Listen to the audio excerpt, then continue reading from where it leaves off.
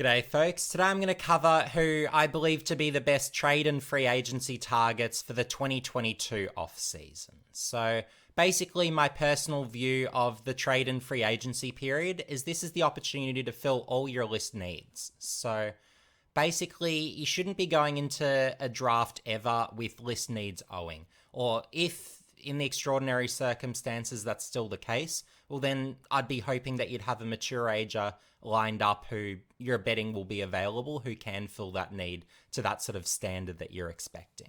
But my personal view is you need to get aggressive during the trade period so that you fulfill all those list needs. So there shouldn't really be any left over at all. And you should have a pretty strong list so that you're in a position so that you can actually take the best available talent in the draft. So you're not just taking that second or third best and missing out on a potential game-changing opportunity. So yeah, that's what I'll be covering in this video. Also, if you haven't already, make sure you subscribe and hit the notification bell for future updates, because in the lead up to the draft, I will be producing particularly quite a bit of draft content. So if you're interested in the best information on the AFL draft and the best opinions out there, well, this is the place to go get them. And additionally as well, if you haven't followed me on Twitter at AFL Draft Expert, make sure you do, because you can find there as well as all my YouTube content, but also some of my opinions and also my articles that you can find on espn.com.au/AFL.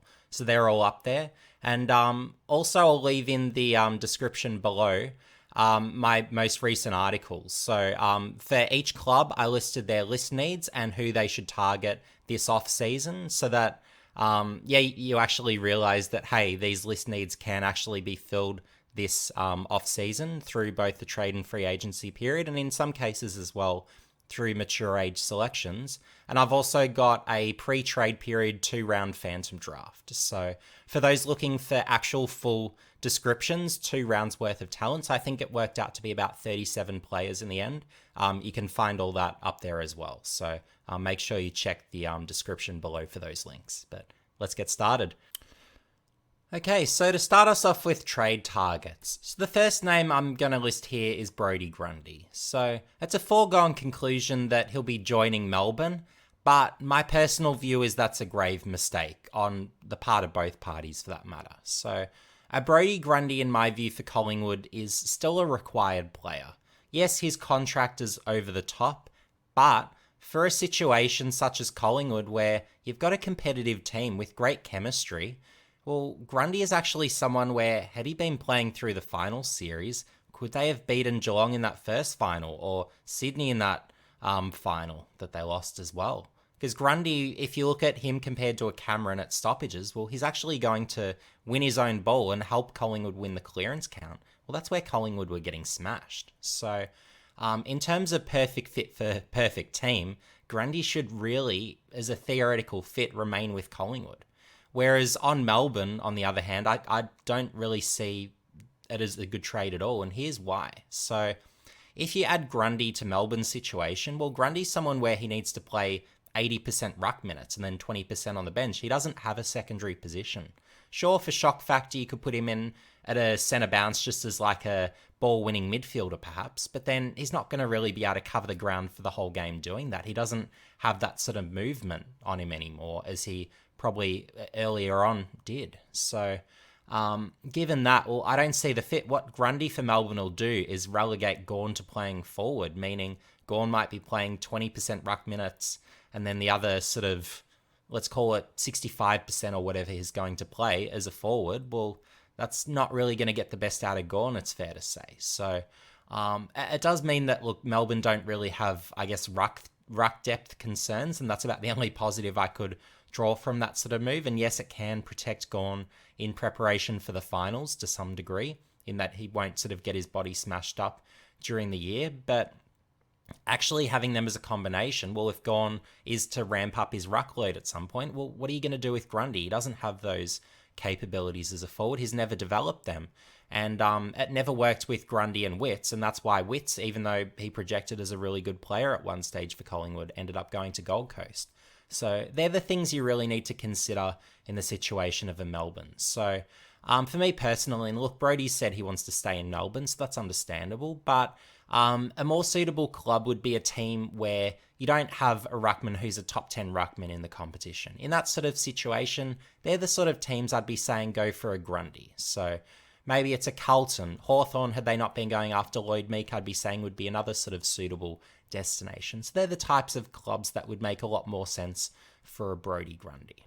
So, but yeah, he's someone I'd be comfortable trading for, particularly if Collingwood are going to be playing that sort of 300 grand or so per year, because you're not going to have to trade a huge pick to get him. That'll necessarily be comparable with the level of output you're necessarily going to get with a Grundy. So, yeah, they're the things I'd be saying be aware of and to understand, but there are situations I'd say Grundy is someone to certainly go for.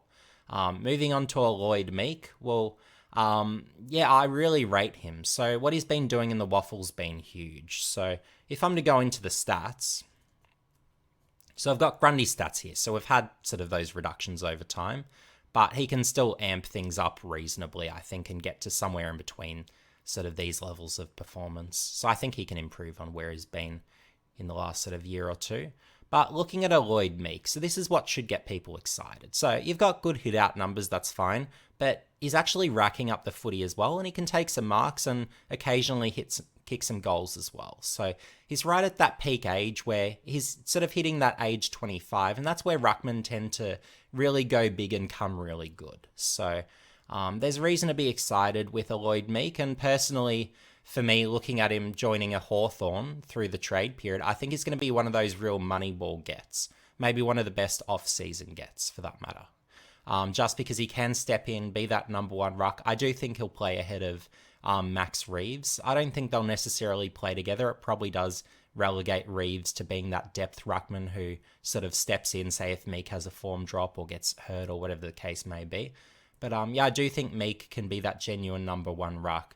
And really being stuck behind Darcy at Fremantle, well, there just hasn't really been those opportunities, unfortunately, for him to really be that sort of number one ruck and really show what he can do. But the new opportunity moving club, I think, is with many ruckmen past, I think Meek will really represent that sort of value. So you've got the numbers here from his AFL play, but yeah, nothing amazing. But of course, if he's going to be sharing the ruck with Darcy for much of that, well, it's really hard to impress and really have that big impact necessarily in that sort of stint at AFL level. So, but yeah, again, coming into those prime years, when ruckmen tend to hit 25, that's usually when they break out and suddenly become fantastic. So watch out for Meek, because he might be another who follows that trend. And that's why I really look at him as that real ruckman that I'm a big fan of this year, it's fair to say. So moving on to the ruck/key position players. So there's two that absolutely stand out to me. So you've got Luke Jackson. So a miscalculation for mine when I'm looking at West Coast is they're not willing to give up pick 2. I would give up pick 2 in a hurry for Luke Jackson. I think is absolutely worth it. So if you look at the opportunity cost and the types of names that'll be available at the pick, will George Wardlaw be available? Possibly, maybe not, depending on whether North Melbourne trade that pick or not. You've got Elijah Sardis, Harry Sheasel, Aaron Cadman. There's some of the names you'd be looking at. Maybe a Bailey Humphrey.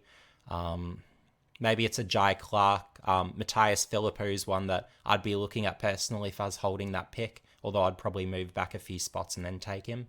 So there's some of the names you'd be looking at, but looking at Jackson being such an advanced sort of ruck forward already for his age, well, given how advanced he is, the probability is that he will exceed, I guess, the career outcome of whoever the likely pick 2 is. So given the odds, I'd be saying West Coast should be offering that pick straight up in exchange for Jackson, would be my view. So I think that's a mistake on their part, and it's really enabling Fremantle to have a real opportunity here to get Jackson basically as a partner for Darcy going forward. Whereas in the situation of a West Coast, I would be saying, well, you can have Jackson as a Natanui successor, meaning you don't really have to worry about sort of recruiting that long-term ruckman and worrying, will a Williams be good enough? So, and whether he will, that's really a wait and see there. I'm not yet convinced necessarily. But if a Jackson was there, well, he'd be a pretty clear number one. And look, if a Williams comes good, well, maybe that means that maybe they share the ruck load, or you figure out really who's the better ruck, who's the better forward in time, and how you can work that combination. But yeah, certainly I'd be looking at Jackson there. But yeah, look, for Fremantle, I think that's great.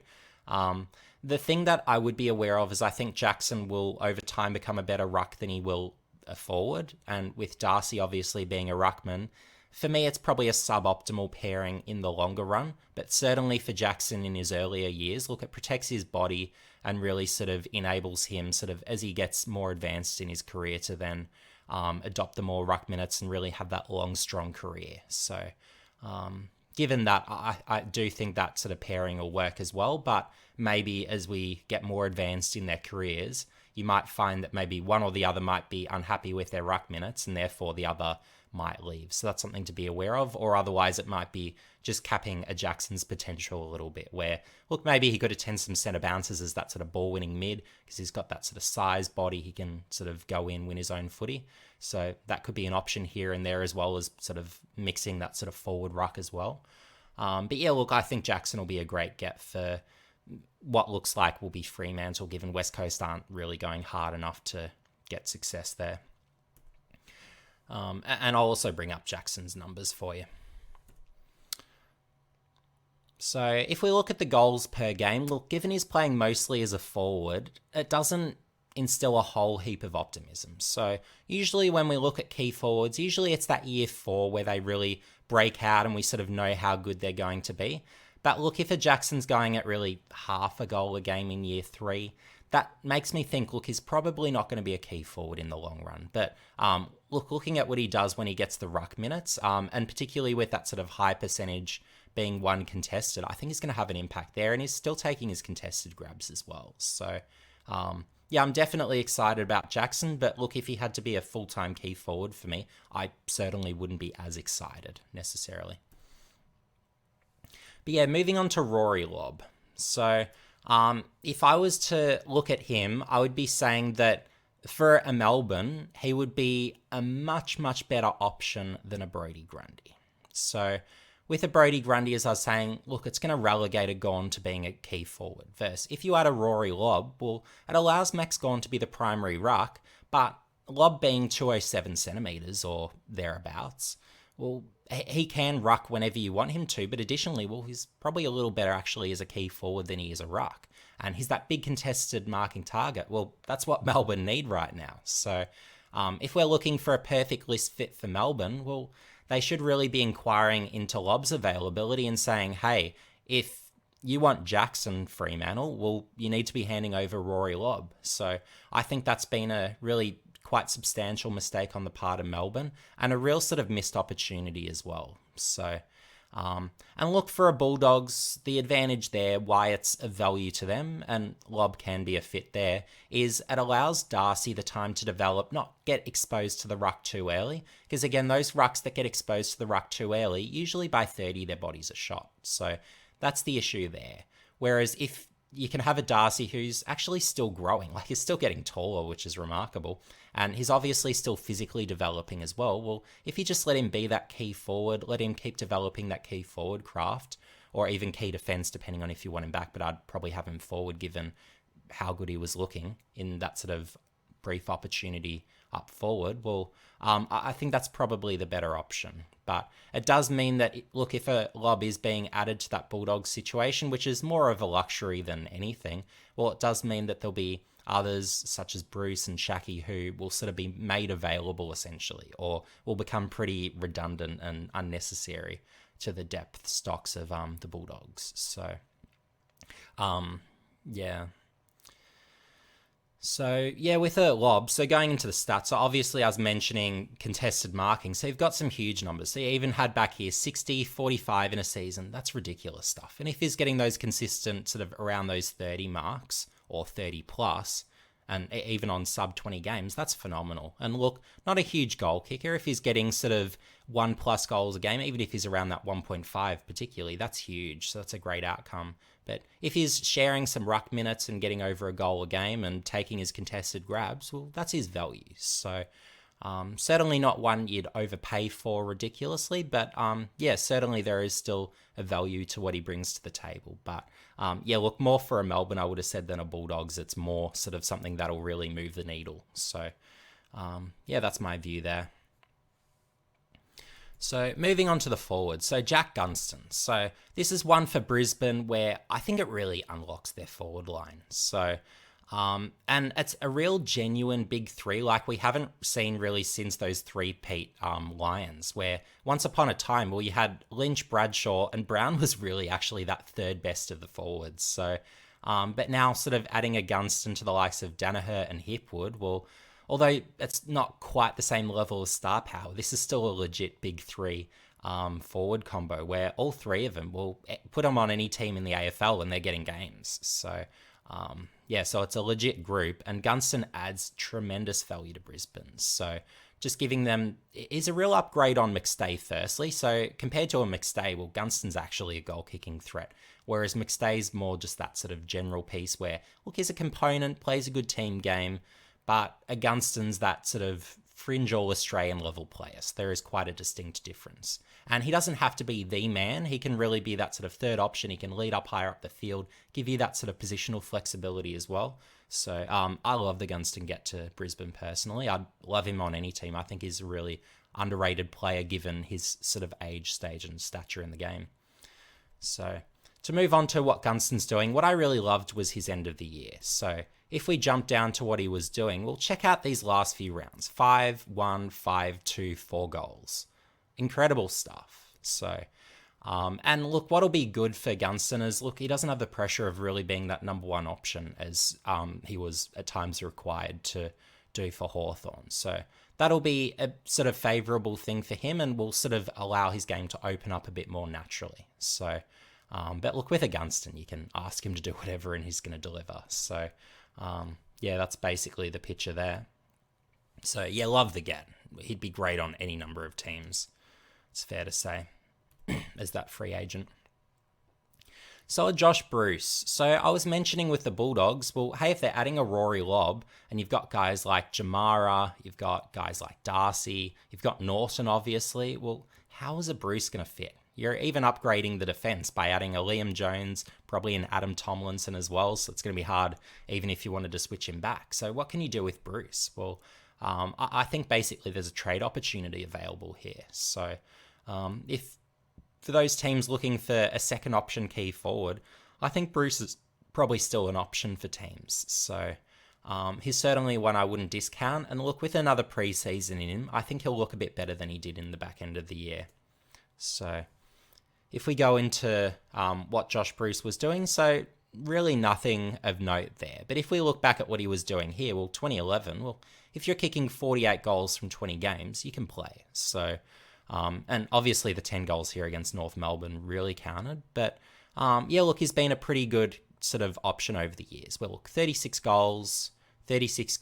So if you're kicking that sort of 35 to 40 goals a year, that's still pretty good for a sort of second option. And if you look at the contested grabs, well, he's taking his contested grabs, so he's a genuine target. So if you add him to, say, a St Kilda situation, which is in the list needs piece for ESPN, what I suggested for St Kilda as a way to take some of the pressure off a Max King, well, that's the sort of scenario where I can see a Josh Bruce adding quite a bit of value. So where when you need that real second option to take the pressure off, well, if you're getting these sort of contested mark numbers, you can really do that. And if you're hitting the scoreboard as well, that's a big help right there. So, yeah, I think Josh Bruce still has value. And yes, he's a 30-year-old, but as Isaac Smith noted the other day, and look, as a 33-year-old, he's going to be 34 pretty soon, and he just won the Norm Smith. Well, guys over 30, it's not retirement age stuff. Age is irrelevant. If you're still playing, well,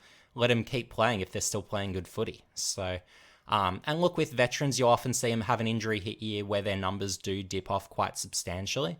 But you often find that once they get themselves healthy, well, they can return back to getting pretty good numbers. So, with a Josh Bruce, look, if he has a good preseason, he's one where, look, he can come at low cost potentially and really be one who has a resurgent season and probably gives you a few more years. Maybe it's 2 or 3 years of good value and good service. So, Yeah, he's certainly one I wouldn't be discounting if after a key forward and really looking for that number 2 option. Josh Corbett, so he's one where I feel he's been quite underutilized. So obviously at AFL level hasn't done much. 2011, look, he was getting some games, and despite only being that 190, well, if you look at his contested mark numbers, quite big numbers. And he's one where, in terms of the sheer strength of marking overhead, there's no guys who are really stronger than Corbett. He's just such a strong mark. And if you look at his VFL numbers as well, he's been pretty good and had some big hauls as well. But he's one of those pieces where, look, you can just sort of fit him into a team and he can play a role. So as a basically no-cost addition, I think he's going to provide some value to a Fremantle, where if they're looking for an extra sort of, I guess, marking option forward of centre who can kick that 1 and a bit goals per game, I think Corbett can provide value. So, of course, he's not going to be that huge level difference maker, but he can be a component to a team, I feel like. So, particularly if he's filling a very specific list need. So, yeah, that's why I wanted to mention Corbett in this instance. And Chris Burgess, similar scenario. So with him, well, he just led the VFL in goal kicking. So he's another who can play and really has a crack as well. So, and obviously for Gold Coast in 2021, well, he was being asked to ruck at 191 centimetres, just because, of course, Gold Coast had all those injuries and didn't really have that ruckman available. So he's a real goer who can basically fill in whatever role it is that you need. And if you look here at the VFL numbers, well, you can look, there's some huge goal kicking hauls right here. So, yeah, team like maybe it's a Hawthorn trying to fill in for the loss of a Jack Gunston. I can see a Burgess fitting in pretty well and sort of being that sort of shortish term option where he can play the role sufficiently and really sort of be another option or avenue to goal. So, yeah, I think Burgess is fine. And I'd say the same with Shaki. So again, he's not a difference maker. We all know sort of the level of play we're going to get roughly from him. But look, he's still playing good footy. And again, it's just a case of with the players the Dogs have added in recent years and are set to add this off-season as well with Lob coming in, well, it's sort of he becomes a bit irrelevant. So if we look here, so yeah, look, he was getting sort of games here and there, hasn't really had the regular run. 2019, he was reasonable to 24 goals from 14 games. And probably season 1 was the most promising because he was actually grabbing the contested marks. But if we look at the VFL, finished the season strongly, 2 sets of 7 goals. So, and 23, 24 disposals, 9 marks. So look, he can play and still manage some big hauls. So, look, as long as you're not really wanting that super threatening guy, he's got the motor, he's got the good skills. So he can be that sort of second, maybe third option.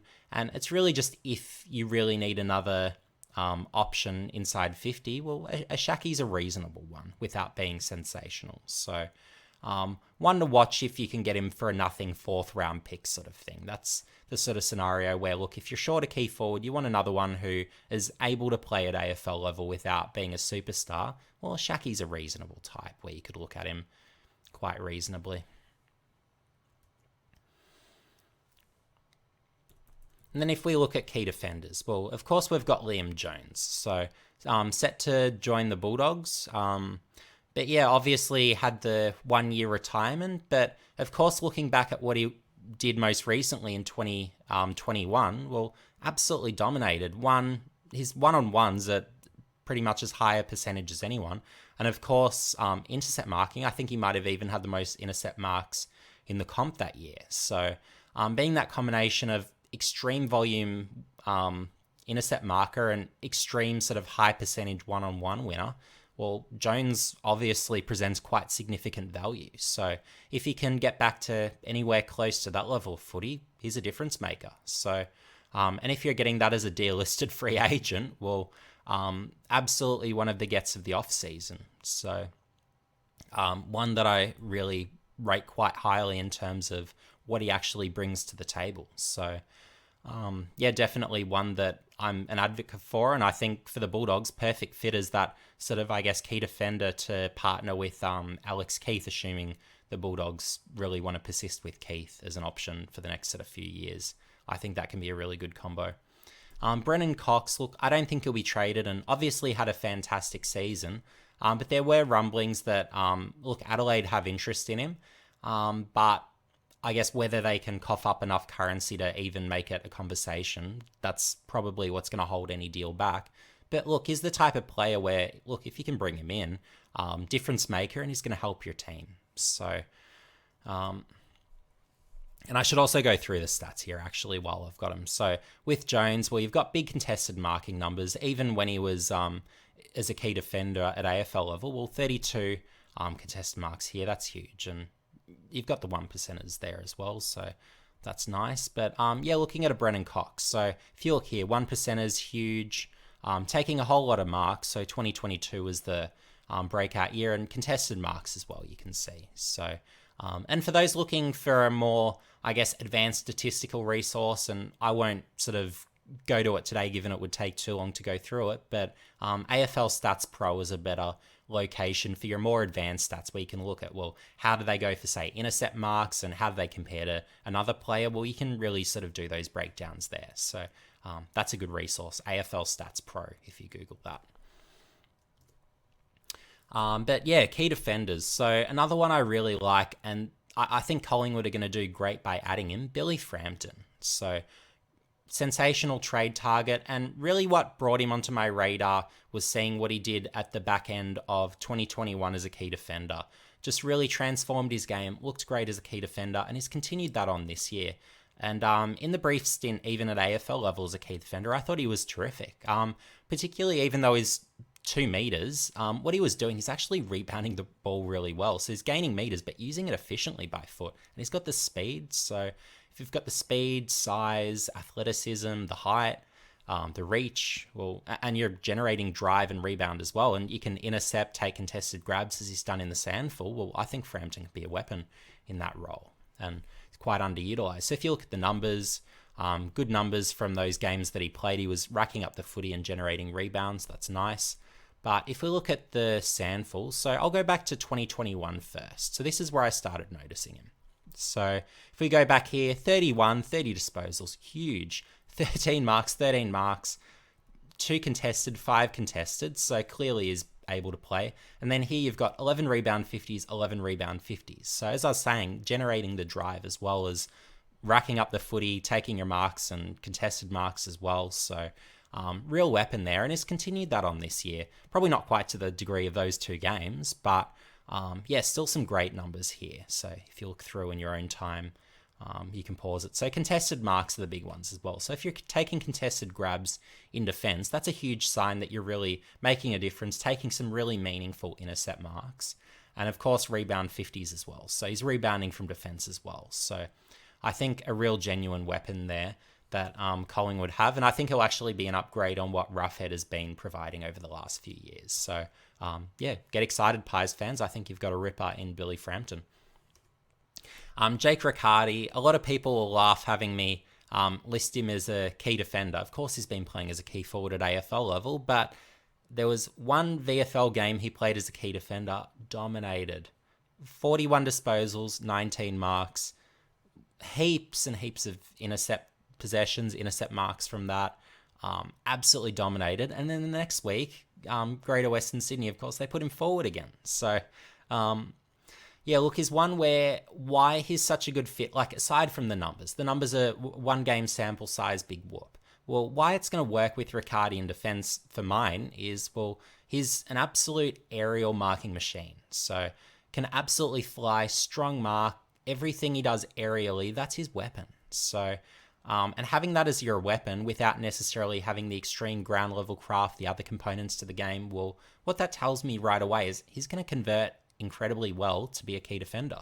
When you've got those contested marking gifts, whether it's you're just a big bulking guy, take the contested grabs, or if you're a high flying contested marking machine, they're the types where they can convert really nicely into being great key defenders. So if we move on to Riccardi, well, he's been playing most of the season, particularly the back end in the AFL. So you can see here, he's been getting regular games, and look, as a forward, he hits the scoreboard here, and they're only at about sort of that goal a game pace. So nothing incredible, and that's why I'm not necessarily saying, hey, I'd recruit him as a key forward. But of course here you can see sort of a contested marker game. That's reasonable, but I think he'd actually be taking more if he was in defense. is my personal view. So if we go back here, it's saying 40 disposals. This was actually 41. So this VFL stats site isn't perfectly accurate, but it's reasonable enough. And of course, the next week, he goes forward, kicks 8 goals, 4 behind. So of course, the VFL's too easy for him. But he's had some other big games, a 9-goal game here, that was this year. So, look, he can play forward, but the problem is when you're a contested marking beast or aerial marking beast like a Riccardi, you can't have these games where it's like a 9-goal, an 8-goal, if you're playing against someone where they don't necessarily have those capabilities to go with you. But when you've got key defenders who actually have those capabilities to do the same things and stop you in the way that you dominate, well, that's where the problem comes, where it's like, well, there's no way for a Riccardi to take advantage of someone like that. And that's what limits him as a key forward. Whereas you put him behind the ball, well, there's always going to be those high balls coming in. So there's no way to really stop someone who's that contested marking or high-flying intercept marking force. So that's why I really quite strongly believe in a Riccardi as a key defender. And look, you're not going to have to pay up huge for him. He's not someone who's necessarily considered a high-value player from Greater Western Sydney. But yeah, if he was available for a reasonable price, I think he could be a budget key defence option. So, and not necessarily someone who plays on your best key forward from the other team, but as sort of that second option, even a third option. Yeah, Riccardi would be great in defence in that sort of, whether even as a Jeremy Howe type sort of role, you could envisage him playing quite easily.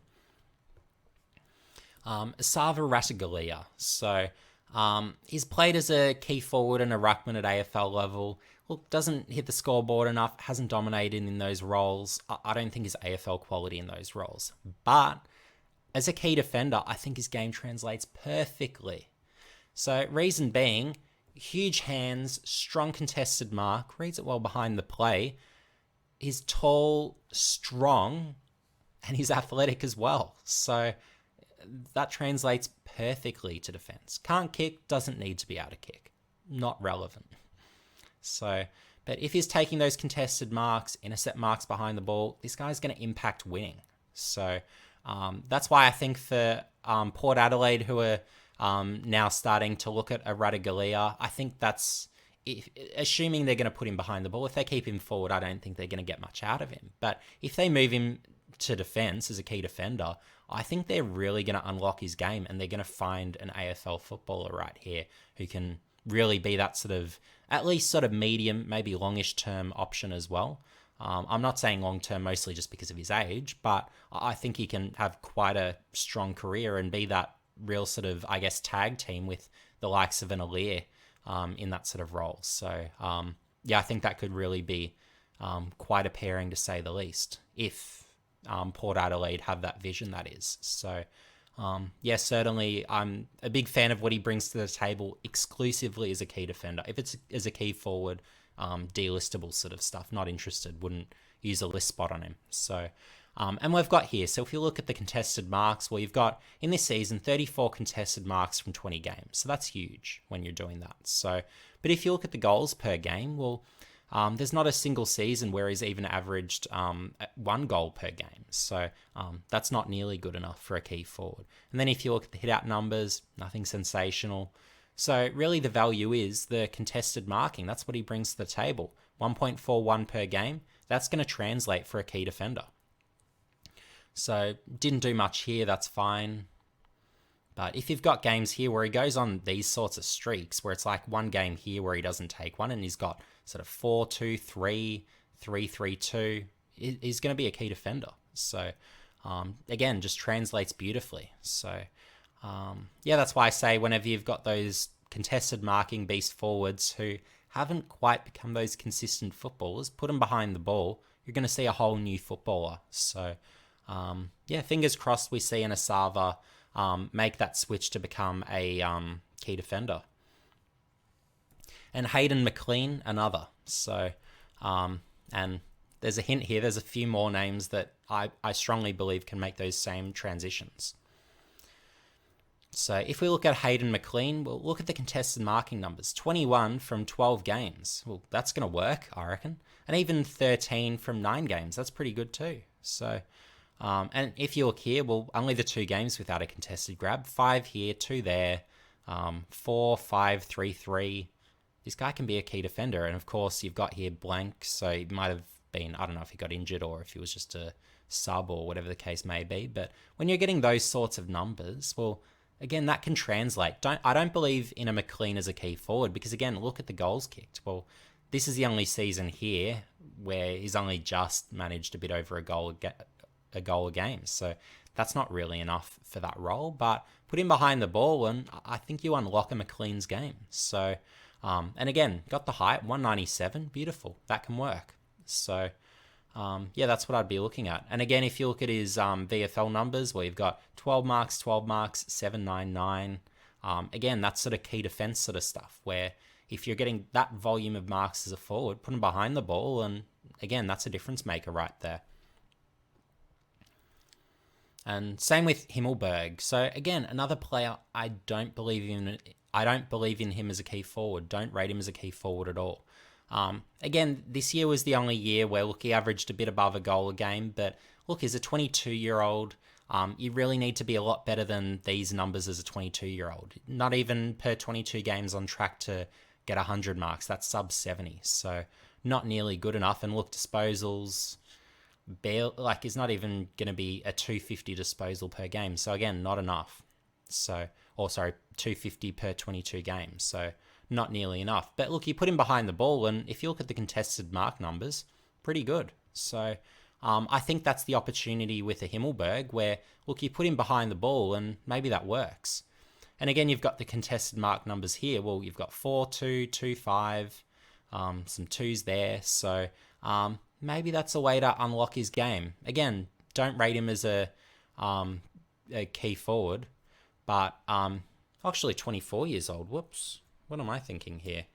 So, 24 years old. So, yeah, 24 years old. Well, yeah, you're really sort of at that established stage where you'd really expect him to, sort of be fully established and really good. Well, again, not nearly good enough for a key forward, but yeah, look, as a key defender, there is that possible chance with a Himmelberg where, look, maybe he can be a key defender. So, look, if you could get him for a nothing late pick, it's worth a shot to give it a go. So maybe if it's a 4th round pick, if you could get him for, if Adelaide aren't going to go for that, that's fine. Move on. Go for the next name that's I rate above him anyway. So, but could be an option as a key defender. I think that's his chance at possibly being an AFL footballer. So could maybe do the same as Harry Himmelberg. You never know. But Levi Casbolt, and he's one I said last year would provide value to whoever takes him, and I believe I was right. He had a pretty good season. So kicked, I think it was 35 goals or something like that. I could be wrong, but let's check it out. So, 35 goals. I was right on the money. So, good goal kicking output. But again, I said this guy can still mark. Well, 36 contested marks. So, and look, you can still play him forward if you want. Actually, his highest goal kicking output in a season ever, which is quite funny to see at age 32. But look, I'd personally be looking at a Casbolt more so actually as a key defender, where, look, as a key forward, I think he's probably slowing down a bit, not able to get enough of the ball necessarily. I know he's hitting the scoreboard and probably a bit more reliably than he did in his younger years, but I actually think you've got the height, you've got the size, contested marking beast, I actually think you could get a little bit longer out of him as a key defender. So, if he remains unsigned or if you can get him for basically nothing, so maybe it's a 4th round, whatever pick, look, you could get a Casbolt and he could be that very short term, maybe that sort of 1 to 3 year rental key defender. So, one to, I guess, think about anyway there. But I do think there is that potential opportunity with him to maybe be that kind of piece for a team. Jackson Callow, so of course delisted by Hawthorn.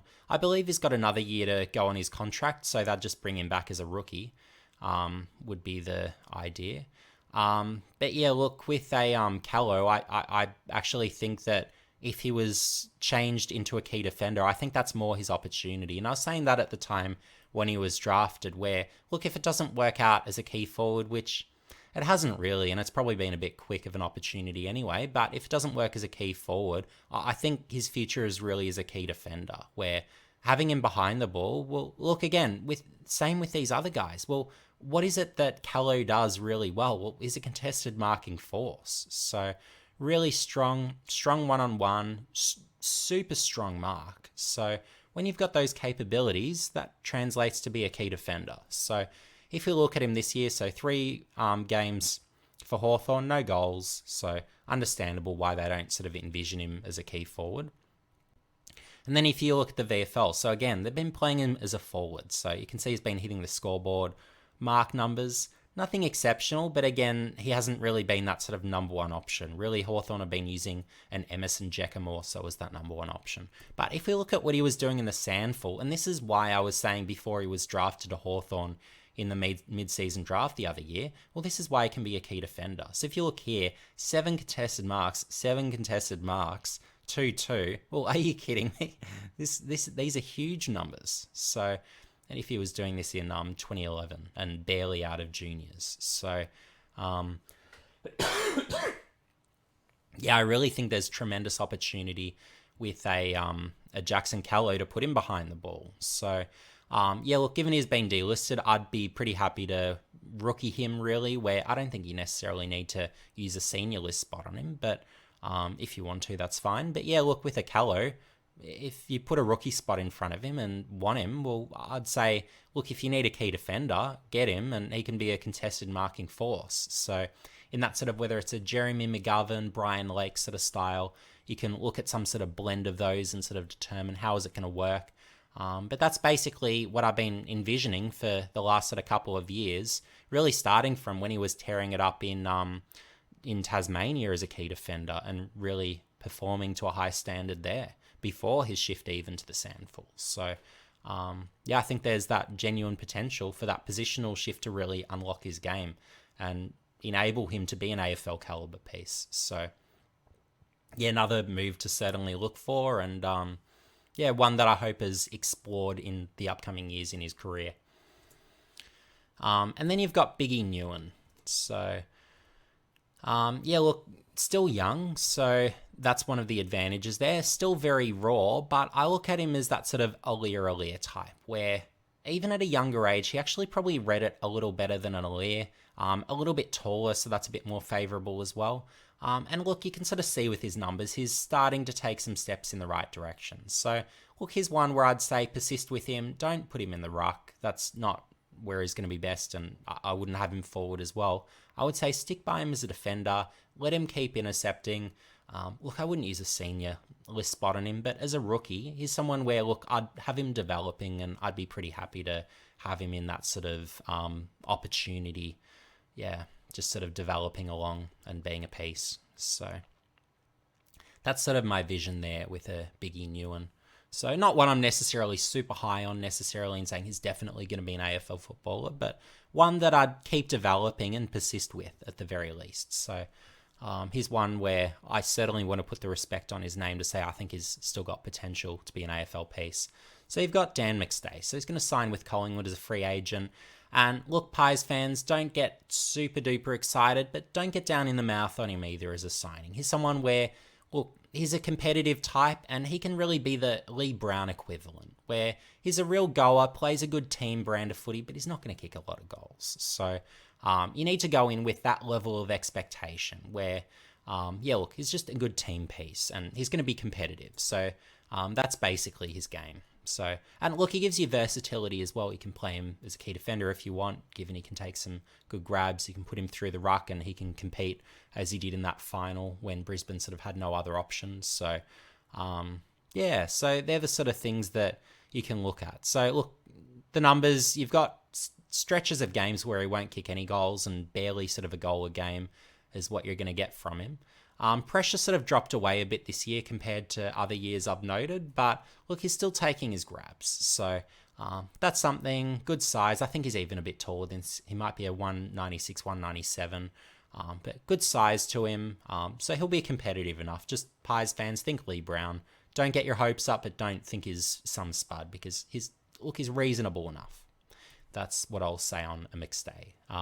Is he someone where I would let Grundy walk and bring in McStay as a direct 1-for-1? No, of course, I wouldn't be doing that. Nor even if I'm getting a pickback for Grundy, no, I still wouldn't be making that exchange. But yeah, look, he's still a piece where he can add value, and it just gives Collingwood a bit more flexibility, a bit more options in terms of the tools. So, yeah, it's a fine pick, I would say, without being anything to get excited about.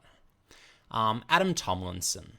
So, he's one where, look, I still think he can play good footy. Unfortunately, wasn't getting the opportunities for Melbourne towards the end of the year, and I think that's why the opportunity's there for him to go. Bulldogs want him, probably get him. So it'll be interesting to see how he fits in that defence alongside what will be Liam Jones, and hopefully Alex Keith retains sort of his best 22 spot as well. So to give the Dogs the opportunity to put Tomlinson either in defence or up on a wing. They've still got Tim O'Brien there as well, who I think probably was a bit underused last year as well, given what he can do behind the ball as well as that sort of intercept marking, sort of third tall.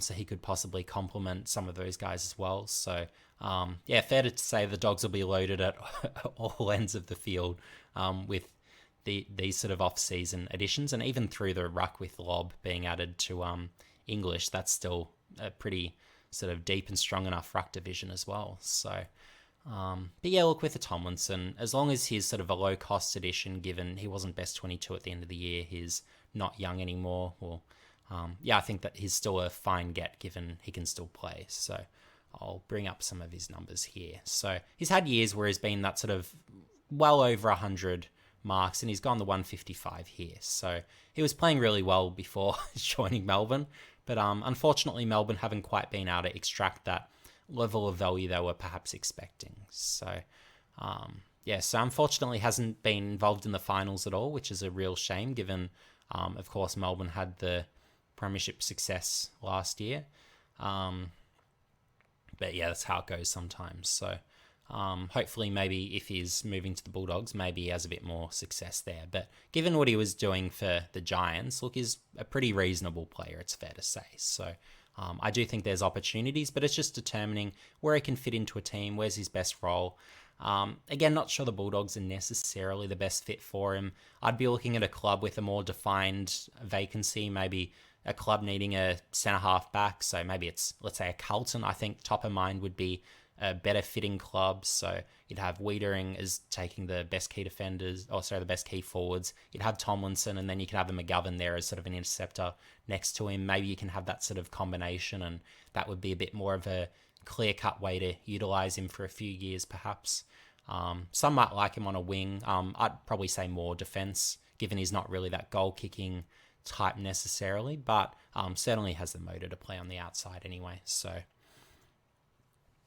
the mid forwards. So Tim Taranto, look, people are going to say he's more a mid than he is a mid forward, but look, given what Taranto was doing as a junior, I really want to see him keep developing his forward craft to be really that player who can impact across both positions, because that's something where that was really what he was projecting to do coming into joining the AFL, but hasn't really quite been able to do, where obviously his midfield craft has gone well and beyond what I was thinking. So, but look, his skills probably could have been better than it has been, and same again with the forward craft. But look, I think he'll be a ripping get for Richmond, it's fair to say in any case. Huge midfield upgrade. They haven't had a midfield, even in their premiership years, I wasn't necessarily a huge rap for their midfield.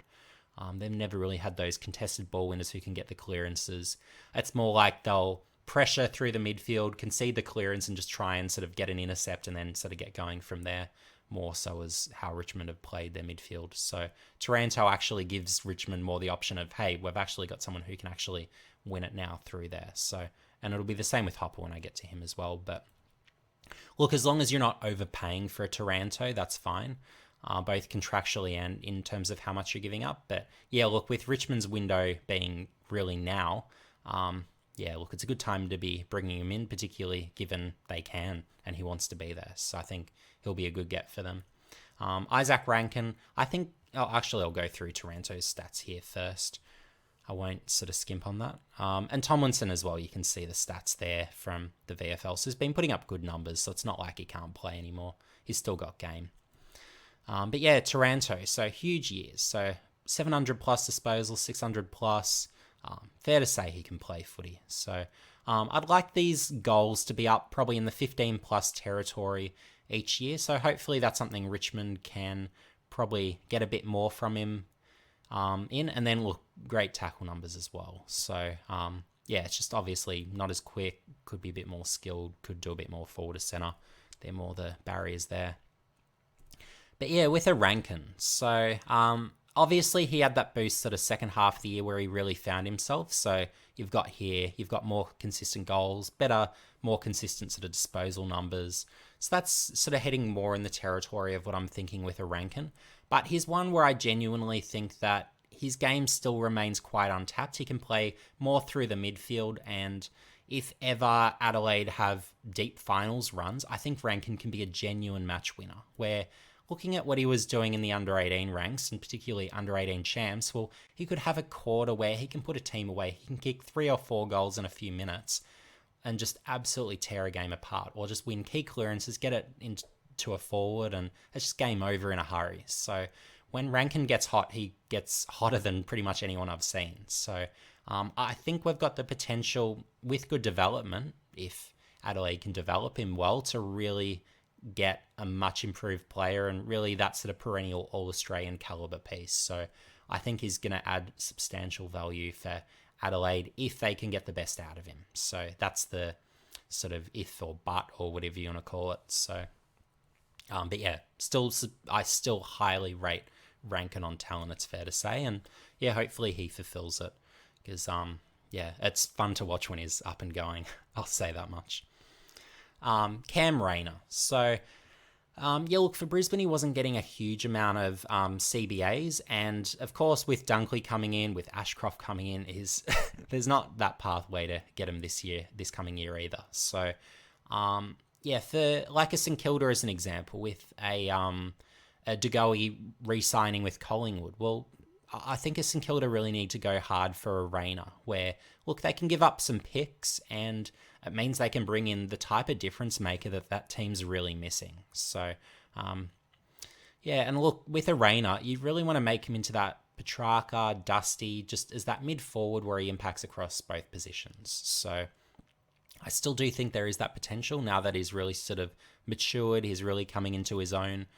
I do think there's that potential. And yeah, look, Brisbane need to, in some respects, clear some salary cap space, but they also desperately want the picks as well, so that they don't have to go into a points deficit, so that they can secure the father sons that they wish to get this year. So, yeah, look, if the deal is right, maybe a Rayner can be gotten from a Brisbane, potentially, given that, yeah, and there's also the potential as well where on a new team, maybe he can have an expanded role. So that's what I'd be saying with a Rayner. But look, he's a goal a game guy. So if you look at his numbers, yeah, exactly a goal a game. Here we go, 24 goals from 24 games and 17-17. So if you're doing that, and if you can push through the midfield, wins a lot contested, that's promising. You do get the sort of high impact per possession, and look, he'll continue increasing his endurance. So started finding more of the ball this year, so that's a positive, and I think he can keep trending in that direction. So yeah, look, not finding huge numbers every game, but of course he wasn't sort of attending all that many sort of centre bounces either to really be able to get those consistent high numbers. And playing a hard role as well, sort of that across half forward, it's hard to really dominate necessarily. But yeah, I'd be looking at Rayner more deep forward as that real sort of avenue to goal, and plus also through those sort of centre bounces as well, having an impact. So I think if that happens, then maybe there's an opportunity to really unlock his game, get more out of him. So yeah, for a St Kilda as an example, other teams can use him too, but yeah, I think he'd be good value. Tanner Bruins, so wants to join Geelong, understandably so. And yeah, I think he's going to be a good get for them in the long run, because of course, well, Geelong, they've got lots of 30 pluses. They do need some youth. So if they can get a Bruin for not a whole lot, I think that's pretty good. So of course, if you look at his AFL numbers, nothing huge, but of course, he's been asked to play quite a lot forward. So rather than through the midfield, which is more where he belongs. So yeah, had some 20 disposal games, had some 10 contested possession plus games. So that's sort of what you're looking for. And of course, you've got the year-on-year improvement as well, where basically doubling the numbers off 4 more games. So tracking in the right direction there. So yeah, basically one where, assuming Geelong don't have to pay a top 10 pick or something stupid, well, Yeah, I think he could provide value. You'd ideally like to pay a second rounder, but look, if it's a late first, maybe you could consider that. But yeah, certainly one where bringing him in, it adds to your youth. So that's always a good thing. And when you add youth to a veteran team, well, that really tends to fast track the development of the youth, as we've seen with whether it's a DeConing this year or Max Holmes. Well, they've really supercharged their development. And being on a Geelong, I think really helps that quite substantially. And over time, it's sort of shown those young players that join those veteran teams. So whether it's a Joel Selwood joining that absolute breakout dominant Geelong team, that helps. And same with a Buddy joining that sort of Luke Hodge, Sam Mitchell era Hawks, or a Cyril, same story. I think it really sort of enables them to develop on another level. Sam Flanders, look, unlikely to be traded. Gold Coast obviously want to hold him, but yeah, look, how he finished the year in the VFL for Gold Coast, there's a real opportunity here where I think he's really been quite untapped. Where, look, when he's been playing for Gold Coast at AFL level, he's been asked quite a bit to play on the outside, up forward. Well, where he's playing his best footy is through the midfield, attending centre bounces. And you'll see it in a moment looking at his VFL stats. This is the opportunity that I see. So, of course, with a Flanders, looking at his AFL numbers, nothing amazing. Not kicking a lot of goals, not finding a heap of it, average contested numbers. But we move to the VFL. This is what you should be looking at. 32, 32, 37, 46 in a final, 42 in a final. So, yeah, and watching those games as well, he's playing good footy. Not, I wouldn't say high impact per possession, which is the thing where I'd like to sort of see a bit more of. But yeah, look, working super hard, racking it up. And look, he is one where I'd actually use him as a centre bounce midfielder who also plays some minutes forward as well. So as part of that sort of rotation. Because again, as a junior, he was actually quite a good forward too, as well as a midfielder. So, but yeah, for Gold Coast, look, unless they can put him in centre bounces, he's one where I would be really trying to attract him as a trade target. So particularly if I'm a Victorian team, I can say to a Flanders, hey, we've got centre bounce minutes for you. Do you want to come back to Victoria and actually have an expanded midfield role, including centre bounces? And that's how I'd be appealing to a Flanders. And yeah, I think that's the sort of way where if you can't dislodge him this year, well, you can certainly go to him next year and say, hey, you're being underutilized, mate. Come to us. So... and look at a wing guard. So where the opportunity is basically Hawthorn. They want to get rid of their veterans and get younger. So that's basically their list position as it stands. So with a wing guard, you add him to a good team. I think he can be a difference maker. So, and look, he's played good footy with Hawthorn, but probably hasn't quite lived up to the lofty expectations a lot of us, myself included, probably had of him. But look, good piece. And again, if you don't have to pay overs, if you can pay market value. And look, he's coming on 30, so he's one where maybe next year you can dislodge him from a Hawthorn given, yeah, basically he'd be 30 by then. And that seems to be the age where you can get guys for under the value of what they can really provide you on the field. So, because it seems like that's sort of a bit of a blind spot in clubland. But look, when you've had seasons where he's been kicking these sort of goal totals, he can still find the footy pretty well. I know he's sort of dropped off a bit for Hawthorn, but of course, playing less games, you're not going to get those same numbers. But yeah, look, I'd be pretty happy because you've got that midfield and forward impact. That's the key with a wing guard. Adds the skills, adds a lot to the table, really. So, yeah, and look, you'd hope with the durability, you wouldn't pay a price premium. That is the thing I'd be saying, look, be aware of if you do go for a wing guard, where basically in all these years, well, only the one season with the 20 plus games. So that's not great reading there. And in this period with Hawthorn, well, no games with even as much as 18 games. So look, that's not great. So yeah, look, you don't overpay for a wing guard, but look, as a sort of, if you really want to sort of find a way to jump that next level, well, you do want those sort of high impact mid forwards. So, yeah, they're the things to certainly be aware of. But yeah, I'd be pretty happy with a wing guard. A lot of teams would be. Maybe a Saints, maybe they could possibly, if they want another top-up player and want to ignore going young, they could possibly do that. Jack Billings, look, again, I wouldn't overpay, but if you don't have to pay a lot to get him, like maybe it's a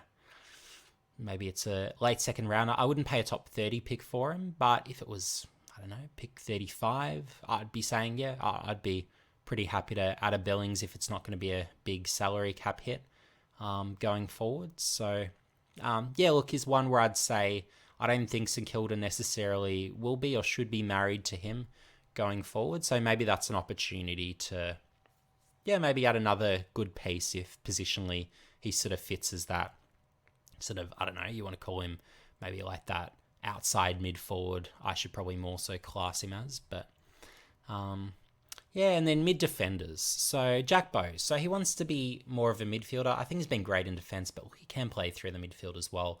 I think Gold Coast have woefully underused him this year because he's actually been playing good footy in the VFL and he's been good for years and years. And what's actually a shame in the Jack Bowes situation is, well, this is actually a Queenslander and you've got a Gold Coast who struggle retaining talent because they might want to go back to the home state. And you've got a Bowes who's a Queenslander who would really like to, in an ideal world, stay at a Gold Coast.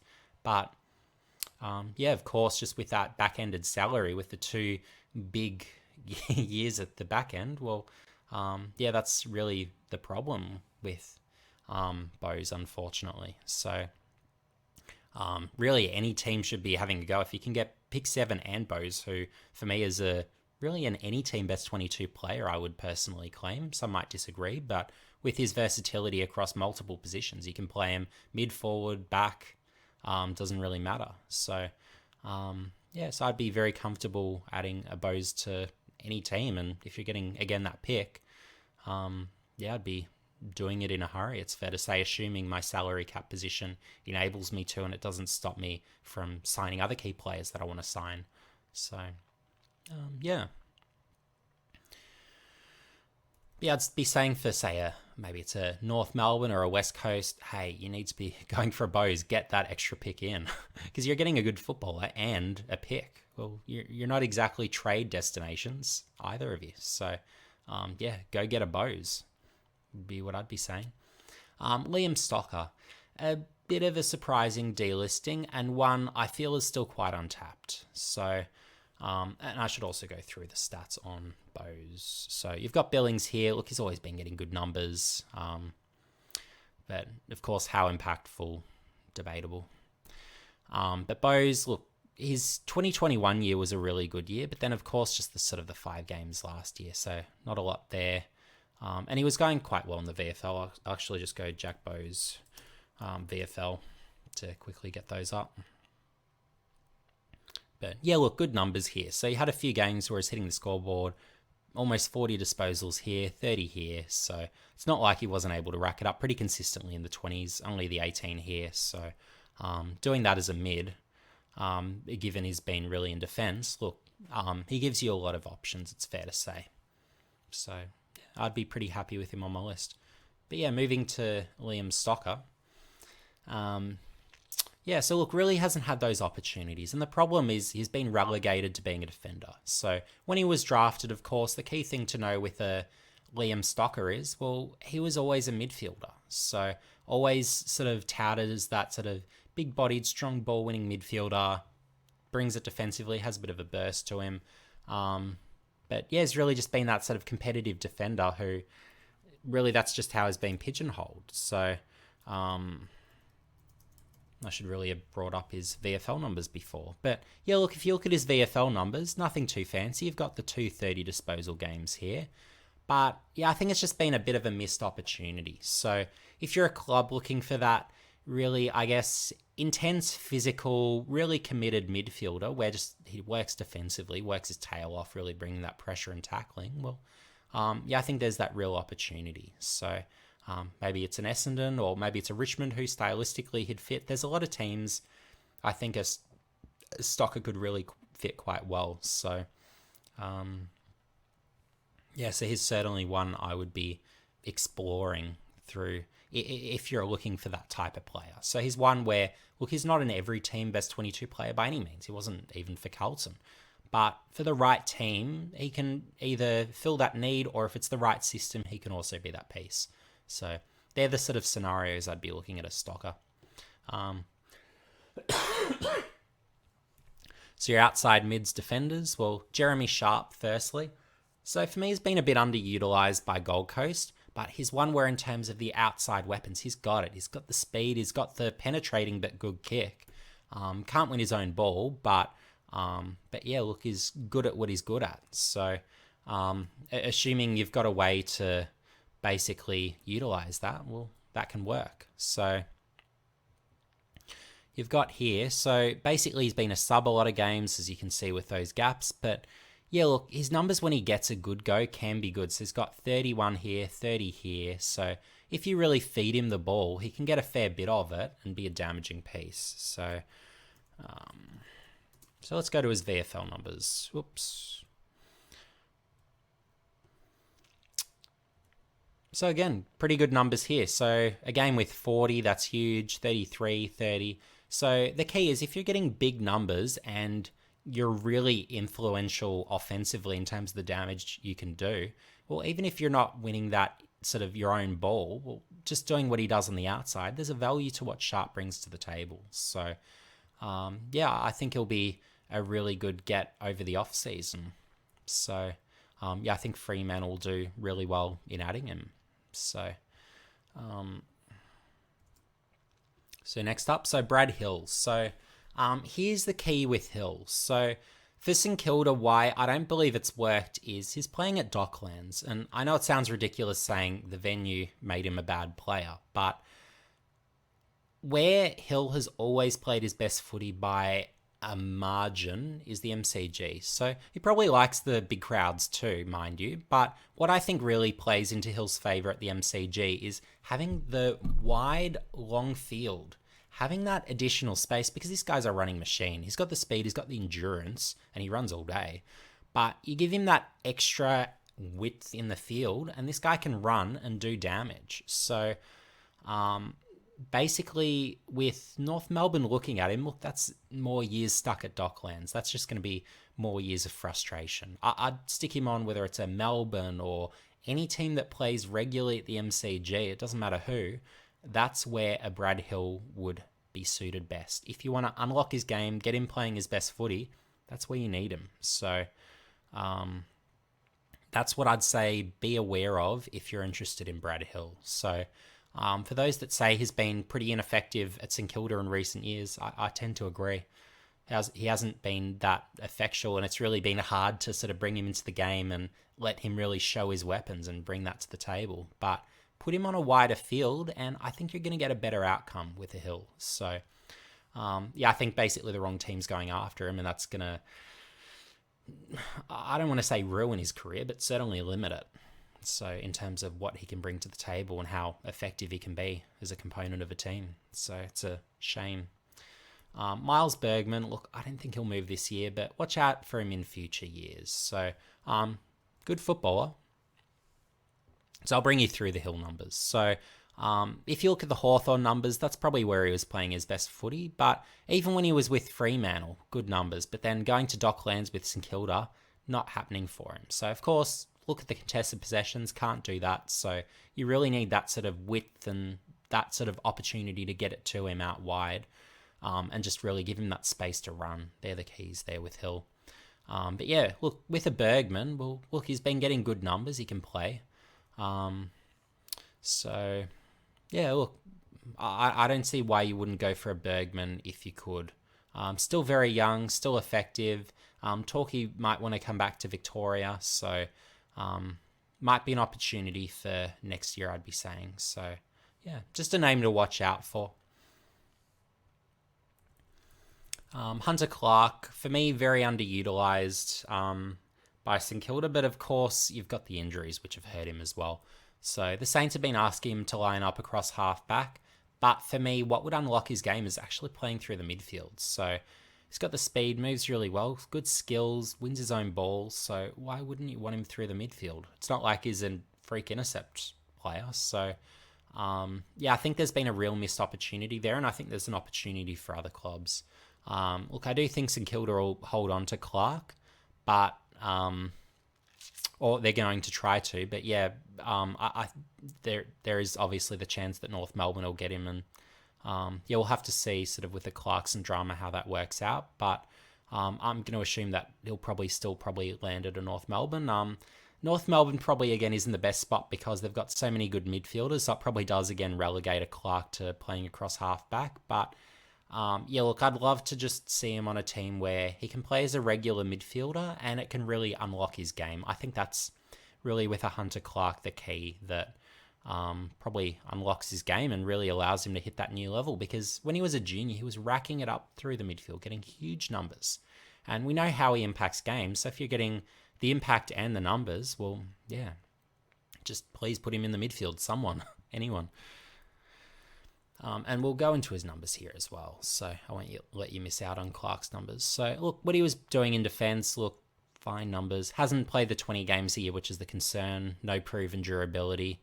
But yeah, you just have to hope that he can get himself healthy. So you can't overpay. If you've got a guy who's never played 20 games in a season and only once sort of done more than 15, well, even though he's a clear best 22 player, look, that is a concern. So you can't be spending a first rounder on a Clark, but if it's a second rounder, yeah, sure. That's very justifiable given how good of a footballer he is. So next up, we've got inside midfielders. So starting with Josh Dunkley, who I believe will be the best one moving this period, this trade period. So with a Dunkley, look, it's a shame that obviously he believes what he does with the Dogs, that they're not all necessarily committed to winning. But look, I do believe nonetheless a trade is the best thing for him. Just with the view that basically with the Dogs, they've got far too many inside midfielders that you can't give any of them enough centre bounce attendances to maximise their game. So look, with the Dunkley moving, that actually probably in some respects helps, you could almost say. Like obviously losing a player of his calibre is a huge loss, but it does mean that it's easier to give each of them really the midfield minutes that they should be getting. So yeah, look, in that respect, it's a positive, if you want to call it that, assuming they get enough compensation. So, but yeah, look, with a Dunkley joining a Brisbane, well, that's a huge help. So, firstly, you've got an actual second ball winner who can support Neil and take a substantial amount of pressure off him. So that's huge. But secondly as well, Dunkley brings it defensively. He really brings that sort of application, and that's really a component that Brisbane have been really missing. So with the addition of Dunkley, I think that's a really good midfield sort of complement, I would say. And additionally as well, with an Ashcroft being that sort of another ball winner with that sort of real burst, and look, he has a go defensively as well and whatnot, well, you've got sort of a really sort of complementary, almost big three forming there. And maybe Jared Lyons, if he can get back as well, could be sort of a fourth member and make it a really big four. So right away, Brisbane this off-season are hugely improving their midfield just with those names right there. So yeah, exciting times for them. And of course, we can go into a Dunkley's numbers. Not that you'll necessarily not know what he's been doing, but obviously huge ball winner. And you've got here 300 plus contested possessions. So any year that you're doing that, you're playing elite football, no matter what else you're doing or not doing, basically. So if you're doing that, you're an absolute monster. So yeah, Dunkley's a beast, and look, he might even be sort of getting closer to that territory this year. So maybe he gets into the high, I don't know, maybe it's 280s, 290s. So if he's doing that per 22 games, or even close to, yeah, big impact. And even if it's 250 plus, he's really done a good job. And if he's getting that sort of 140 tackles, huge. So,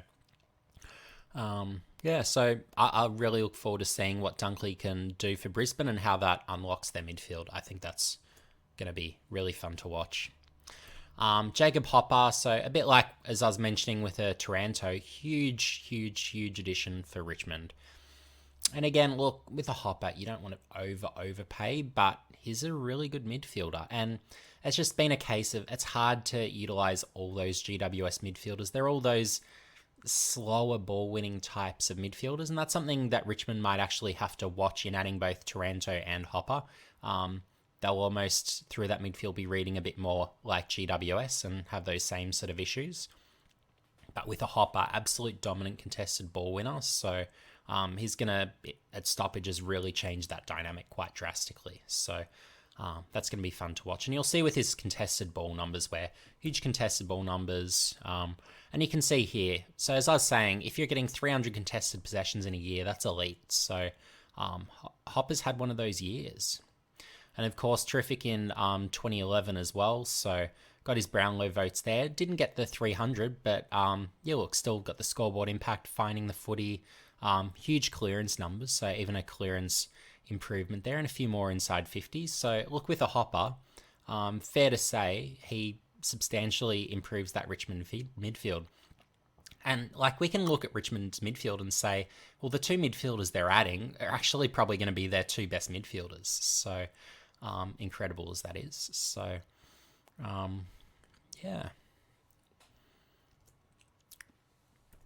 But yeah, we'll have to see what the valuation is with Richmond. But again, what I'd be saying is, well, Richmond's opportunity is now or never, where you've got Cochin on his last legs, Rewald on his last legs. Lynch isn't getting any younger. So when you've got all those sort of pieces that have been so essential for so long reaching the end, well, yeah, go for it. Bring in these guys who are going to make a difference now. So yeah, I like those ads, it's fair to say. Tom Mitchell, look, it's unclear whether he'll request a trade now. But look, probably Hawthorn wouldn't mind moving him on, again, just because they really want to get younger and expose more of their youth to more games in a hurry. So we'll have to see what happens there. But look, my personal view is for Mitchell, the best thing for his career would be to move. Because ultimately with Hawthorn, look, he's not going to be that, I guess, he's not going to play that necessarily prominent midfield role that he's accustomed to and plays his best football in. So, yeah, I do think that if he moves to, maybe it's a Collingwood, where, look, their midfield isn't all that amazing, given they're a top 4 team and almost made the grand final, and probably with that next most competitive team, really, to a Geelong. So, in terms of that late year form. So, if you could add a Tom Mitchell to that, hey, that'd be huge. So, if Collingwood are losing Grundy but not getting Mitchell, yeah, look, it probably does make Collingwood's off-season look a little bit less impressive, it's fair to say. So, but look, let's say a Mitchell doesn't go to Collingwood. Let's say he just decides, no, I want to stay at Hawthorn, and yeah, the Hawthorn staff decide, yeah, we want to keep you. Well, probably a Matt Crouch would actually be a reasonable alternative. He's not as good as Mitchell, don't get me wrong, but yeah, he can certainly rack it up inside, win his own footy, distribute out, tackle. So doesn't necessarily have the skills, forward to centre impact, not that outside type. So you're limited in what you get, but certainly what he brings to the table would certainly fit that sort of situation. So yeah, but looking at their numbers here, so Tom Mitchell, well, of course, you've got the huge numbers here.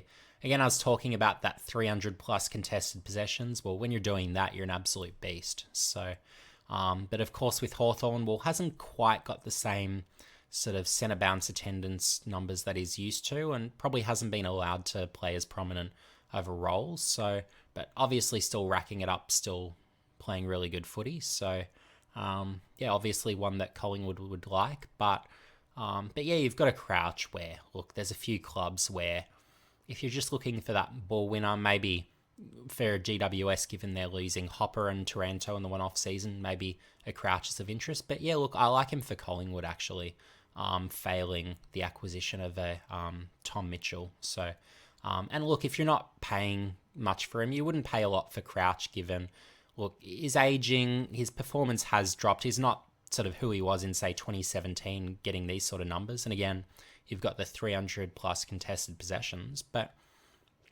yeah, look, if you can get to, I don't know, maybe it's a 250 contested mark on high centre bounce attendances, and if he's getting his, I don't know, certainly 100 plus tackles, and he's getting pretty good clearance numbers, maybe his 100 clearances, well, that's sort of what you're looking for. So, yeah, I'd certainly be exploring Crouch in that sort of situation. I think he can still play, and you can see with his numbers here, where he's still racking it up, and in the Sandful as well, same story, he's still been racking it up and playing good footy. So, yeah. And look, no numbers below, what's his lowest? So 24 here. So when you're doing that across 11 games, and your lowest is 24 disposals, and you're only selected for half the games for the year, well, it goes to show you've got a guy who can still play, but he's just not getting selected. And huge contested numbers. So he's almost at 10 a game. So, basically, Crouch can still play. So I'd be more than happy to bring him on board for my team. Okay, so next numbers. So Reece Matheson. So why I bring him up, and I haven't necessarily heard trade rumours circulating, but when you're adding, of course, a Josh Dunkley to that midfield, and then you've got an Ashcroft as well joining as a father-son, as the best player in the draft, and a midfielder who's better than Matheson already, well, where does a Matheson fit? There's no pathway to him being best 22. What's going to happen? Maybe as a sub for a few games or depth if there's an injury. Well, he's not a best 22 player on what looks like 2023's Brisbane team, but he's been playing good footy, pretty good at AFL level and very good, of course, in the VFL. So, Matheson's one where maybe it's a West Coast where they have a pretty ordinary midfield. Maybe it's a Collingwood if they can't sort of get that midfielder. Well, there's a few teams where a Matheson could very easily fit and be a piece. So, he's one that I'd be pretty comfortable bringing in. And if we look at his numbers, so what he's been doing at AFL level, well, of course he'd have a few sub-affected numbers, but like he's had his 20 plus disposal games, 17 contested possessions. Well, when you're doing that, you're clearly AFL caliber. 13, 11, 12, so it's not like it's been a fluke. And coming on as a sub in the granny, well, 10 contested possessions. So, Matheson can absolutely play. And he's been getting pretty good numbers across, but just obviously hasn't been getting those regular games, which has been the issue. So if you look at the VFL numbers, this is why Brisbane had to bring him in to the AFL team. Well, if you're getting numbers like 48 disposals, 37, 36, 36, well, he's been absolutely in beast mode in the VFL. So when you're playing like that, you're demanding AFL selection. And if you're getting these sort of numbers in the VFL and you're playing that well at AFL level and you're not going to get regular games this year the way it's projecting, because how is he going to get games with Dunkley and Ashcroft in? Well, clearly there's opportunity here with the Mathesons. So, again, if you're like a West Coast or one of those sort of teams with a pretty lousy sort of midfield, well, Matheson would be a great get. And Luke Dunstan. So, he was playing really good footy in 2021, but of course joining Melbourne, well, what's the issue there? They've got a lot of really good ball-winning midfielders, but it's hard to give Dunstan games in that sort of situation. So, good player, but joined the wrong team. So, if I'm another team, I would be exploring opportunities to acquire Dunstan. And look, you'd only throw a 4th round pick at him. You don't need to pay up anything substantial for him. But if, again, you've got a midfield that's pretty ordinary, so again, your West Coast type situation, well, why wouldn't you go for a Dunkley where he's going to be winning the ball contested, he's going to be applying himself defensively? So, I think there's that real sort of potential there. So, again, you've got sort of decent disposal numbers for sub 20 games. He's winning the contested footy, tackle numbers pretty reasonable, he's winning clearances. So that's the sort of thing you get with a Dunstan. And if you look here, particularly what he's doing in 2021 in the VFL, well, 46 disposals here, that's huge stuff. And even this year has been going pretty well. So you've got your 39 there, 42 here. So again, 38, 31 in a granny. And you've got good tackle numbers as well. So Dunstan can play his AFL caliber. He just needs a team that can actually manage to play him and play him through the midfield. So, if you've got a deficient midfield, throw a 4th round pick at a Dunstan, or even a 4th round pick swap, doesn't really matter what it is, or 3rd round pick swap. Well, you can get a Dunstan, and that would be a pretty good way to improve your team. Even if it's just an incremental improvement, well, you've got a guy who maybe it's for 3 or 4 years can be a contributor and actually play a solid role through the midfield. So, certainly a name to be aware of. So, Jed Anderson, doesn't sound like North Melbourne are going to offer him a contract, so this is an opportunity right here. So, if you look at his numbers, so he's one where he doesn't need to play a lot of minutes to find a heap of the footy and have an impact. So, and this was a stat I remember Selby of Moreira's Magic telling me, where I can't remember which season it was. Might have been, say, 2020, but he got the most AFL fantasy points per minute of anyone in the comp. So you've got a guy who's finding a heap of it, impacting games, and he doesn't even need to play the heaviest minutes. So even if he's just going to be a sub specialist, well, you've got someone who's going to play, so, or who can play. So for maybe it's a team like a Richmond, where maybe they're just after a role player on a small contract. Yeah, I think a Jed Anderson would fit that sort of situation, where he can just be a stylistic fit for a team, or just an energy player who brings something. Well, yeah, I think there's still that opportunity. And look, he was playing pretty good footy here this year as well, so it wasn't like he wasn't finding it. He was still tackling, still winning it contested, still getting his 10 plus in some games. So, yeah, Anderson can still play, and particularly if you're going to give him the midfield minutes, he's going to play even better. So, yeah, maybe an opportunity for a team. Assuming, again, it's just one of those, if you can give up a 4th round pick and get him, why wouldn't you? So, particularly if it's not a big contract. Ryan Clark, this is one where I don't believe is signed on for Sydney yet, and it's a bit of a head scratcher to me, where he's been playing really good footy at AFL level, and when he wasn't at AFL level, he was dominating the VFL. So, yeah, really good tagger, great endurance, can win it and rack it up if you want him to, and he can hit the scoreboard here and there. So, really an underrated, undervalued player, it seems like, in Sydney. So, could he be someone that maybe could be a target? I'd certainly be open to exploring him. So let's look at his numbers. So, of course, nothing fantastic here at AFL level this year, but of course he's been tagging and actually tagging out of games some really good footballers. So, and again, not huge numbers it looks like at AFL level, but if you look at what he's been doing in the VFL, of course, over the years, well, you'll see how good he is. So, check these out. Check out all those disposal numbers. So, from here down, so from round 4 onwards in the VFL, hasn't dropped below 30, and it's pretty much most games are, well, half of them at least, you're sort of 35 plus. So great stuff there. And again here, 38, 38, 39, 40. So he's been a consistent player at the VFL level, racking it up, winning his own ball, even hitting the scoreboard sometimes. So you've got 3-2 there.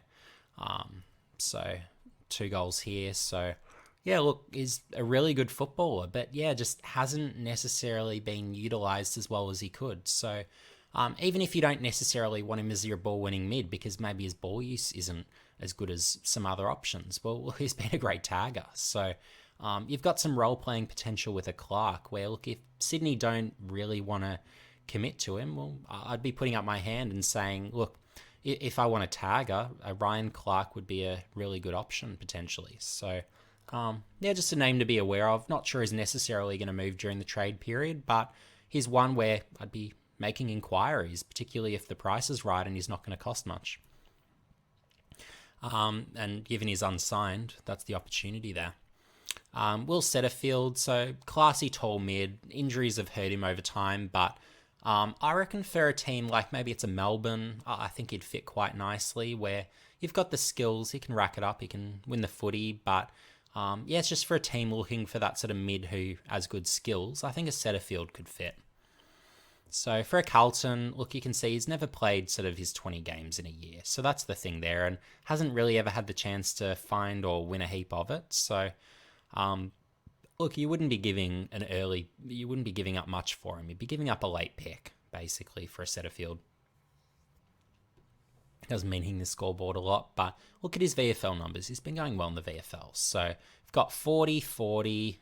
That's how you know a guy can play. If you're getting 40 a few times in the VFL and you're getting some 30 games, well, you're a good mid. So 35, 34. So he's been playing good midfield for Carlton in the VFL. So look at AFL level, the problem's been he's been asked to play on the outside. Well, you really want him more playing inside. That's where he's going to find and do a bit more with it. He's not that outside runner, but you put him at stoppages. He's got the skills. He moves pretty well in traffic. So Yeah, it's just that team. If you're looking for that more balanced midfielder with good skills, again, I like him at Melbourne, so I think that's where he'd be best suited. So, yeah, look, I'd make inquiries given Carlton's midfield's pretty good and they don't really need him. He's not a regular piece and he's been in and out of their teams, so maybe there's a chance to get him. And you've got Paddy Dow. So he's one where, look, everything he's been saying is basically indicating he wants to stick it out at Carlton. He wants to earn a best 22 spot. Good on him for having that attitude, but I don't see the pathway to a best 22 spot. So if I'm, say, a Richmond and I'm looking for a bit more speed in that midfield to complement, maybe it's a Tim Taranto or maybe it's a Jacob Hopper, well, a Paddy Dow would make sense because he's that speedy midfielder. Look, his AFL numbers haven't ever been terrific. Hasn't really quite been able to translate it to AFL play, but yeah, look, I think he actually can on another team where if you look at what he's been doing in the VFL, dominating there, last game in the VFL, 41 disposals, kicked a goal, and he's had lots of 30 games, so 33, 34, 30, 37 here, so he can find it, but he's also impacting games as well, so it's not like he's just getting empty possessions. He's actually providing run, impacting games. They're the things you want to see from midfielders, particularly at this level. So, yeah, again, if I could throw a late pick at a Paddy Dow and acquire him, I'd be pretty happy with that. I think he does have an AFL future. Just at Carlton, again, I don't see that pathway to best 22, but on other teams, I think that's probably where he's more likely, if he's going to stick around and have an AFL career, to really sort of be a piece. Braden Fiorini, so yeah, look, it seems like he's available as a salary dump, and look, he's been underutilised by Gold Coast, and you'll see why in a moment when I show you his numbers. So Fiorini, so look, he had this big year in 2019 for Gold Coast, so huge numbers there. Did pretty well, but basically he hasn't been a regular, so he hasn't been able to maintain that regular spot. He's been a sub a few times, that hasn't helped him. But yeah, look here, 41, 32. So when he gets those genuine opportunities, he can rack it up. So he's got 30s here. So he can rack it up. And if you look at the VFL numbers, you'll see the same stuff. So above 30 all the way here. And you've got 45 and 40 as well. So again, you know he can rack it up. And he wins his own footy as well. So yeah, look, he's a good accumulator. And just one of those components where, look, you can fit him into a best 22. And again, you've got 2 goals. So if you don't have an overwhelmingly strong midfield, there's quite a lot of teams that a Fiorini could easily fit into. So again, I'll say a West Coast, terrible midfield, but a Fiorini would actually probably be one of their better midfielders on that team.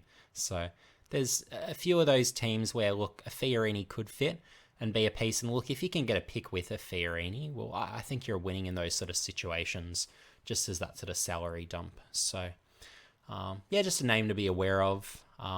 Charlie Constable, so another who's joined Gold Coast, and look, he's been good in the VFL for Geelong for a number of years, wasn't ever really a regular there, and same story with Gold Coast now, is still playing good footy in the VFL there without being an AFL sort of player, where it's just, I guess, with Gold Coast midfield coming good this year, well, where have the opportunities been?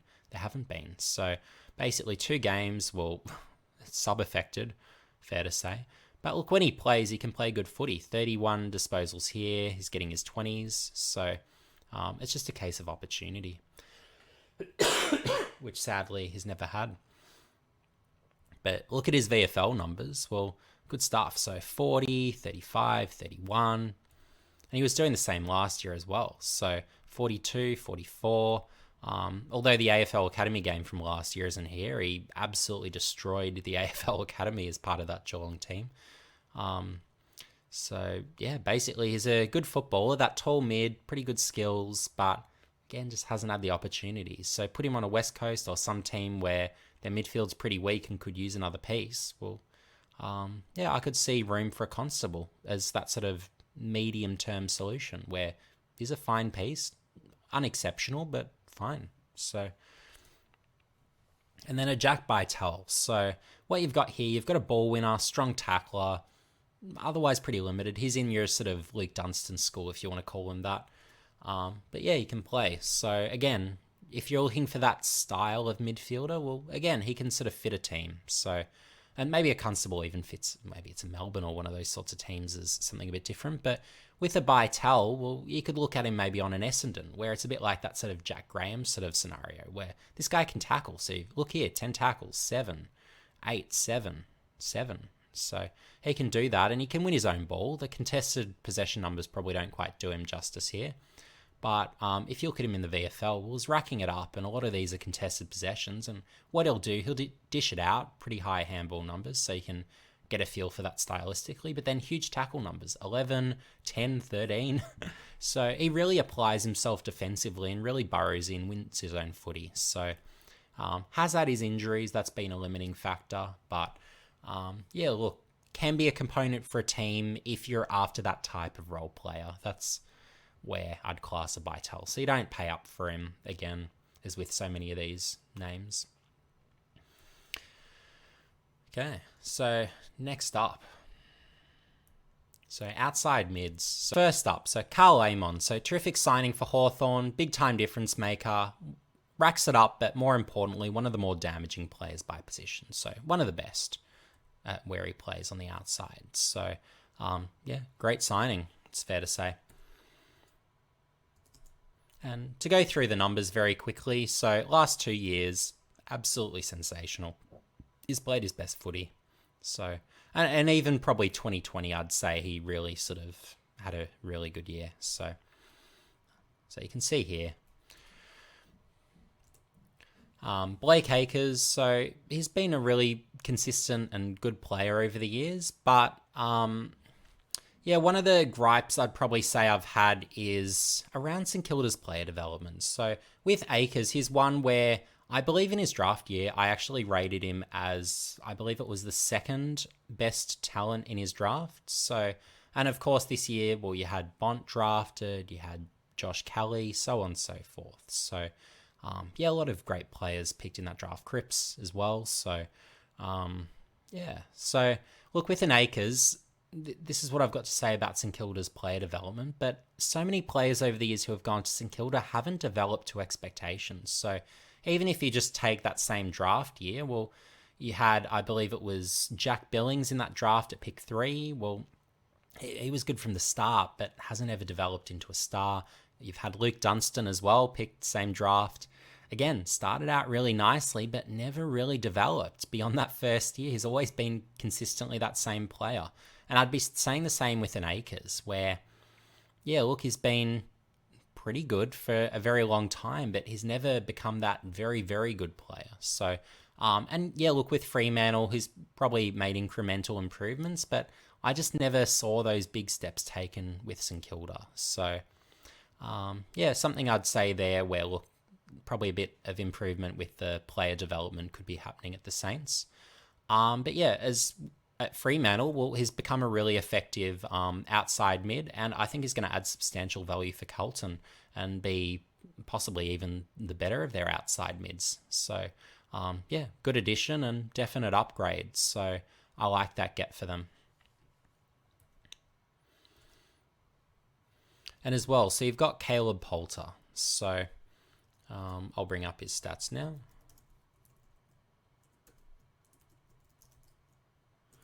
Okay.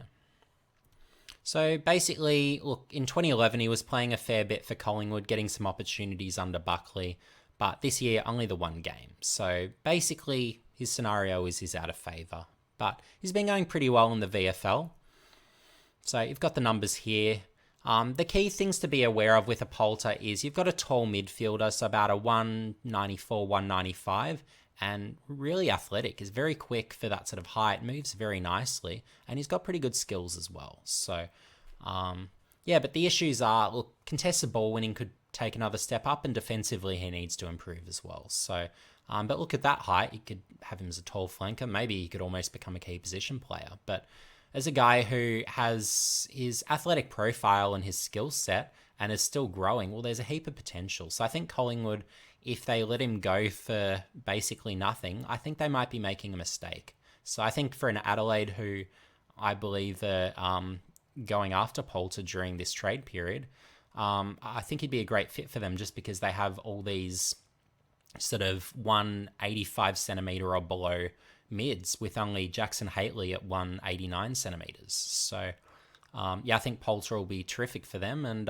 yeah, given he's been underutilized by Collingwood, well, I think that'll be a good opportunity for him. Plus, the bonus for him, of course, is going back to his home state. So yeah, that's what I've got to say there. But I think, yeah, Poulter could be a potentially very good player in the future. So a name to watch out for, and why is here.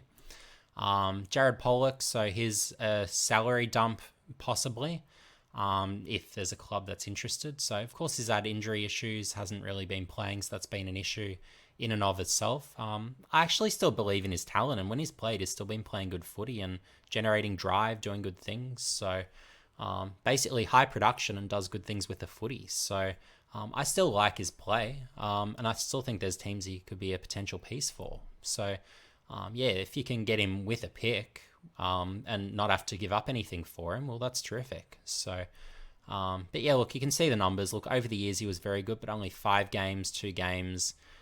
He played a couple of games in the VFL in 2021, but yeah, he's just been hurt this year, which has been the issue. So, but yeah, one to, I guess, be aware of as someone where, look, I still think to a degree he can play. So, but again, you want picks for him. You want to be able to get some sort of pick profit to be able to justify the addition. And if he's best 22, it's sort of, that's a bonus more than anything. But you look at him in the instance that you need sort of someone else on the outside who can sort of perform and play pretty good footy. So, and then you've got Tom Phillips. So obviously being delisted, Collingwood moved him on to Hawthorn, sort of thinking, he's not best 22 quality going forward. But the issue for him, for Collingwood in his later days, well, he's a genuine wing, but he was being played across half forward, so it wasn't really working for him. And of course, for Collingwood, well, if you've got side bottom, you've got Josh Dacos, you don't really have room for Phillips as well. So that's why that didn't work. And then for Hawthorn, I'd probably claim he's been a little underutilised personally. I think he's still quite a capable outside player, but of course, if you're adding a Carl Amon, well, you don't need a Phillips. So, but maybe that's an opportunity for a club looking for an outside midfielder just as a delisted free agent. So, because he can still rack it up and hits the scoreboard a bit, elite endurance. So, and of course for Collingwood, well, he was racking it up when he was getting to play on the wing. So, but then of course here, well, and of course 2020 was short and quarters and whatnot, but playing across half forward, it just wasn't him. So, yes, they're the things if you're looking at a Phillips to be aware of. But yeah, certainly as that sort of outside mid, I think he's is a pretty sort of capable option potentially.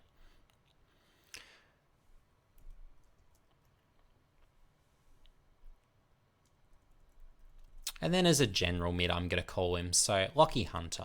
So yeah, look, obviously had a down year in the last year for the Dogs. But for me, look, if you're a team seeking some finals and even premiership experience and sort of that veteran leader, well, I think there's room for a Hunter Clark on a team. So, yeah, if I'm sort of one of those lower ranked teams potentially, well, a Hunter's the type of addition where that's going to help my youth develop, is the way I would be thinking. So if you can get him for a nothing late pick, given his sort of age and given sort of the down year, that's the sort of thing that you'd be looking at right there. So, yeah, obviously terrific in 2021, just racking it up, but he's had a great career. So you can see sort of in this sort of span of years, he's been very good. But of course, you've got the drop off here in 2022. So, but yeah, look, still had a couple of good games at the end of the year. So, yeah, look, there's still sort of the potential for him to be a piece, but nearing 30,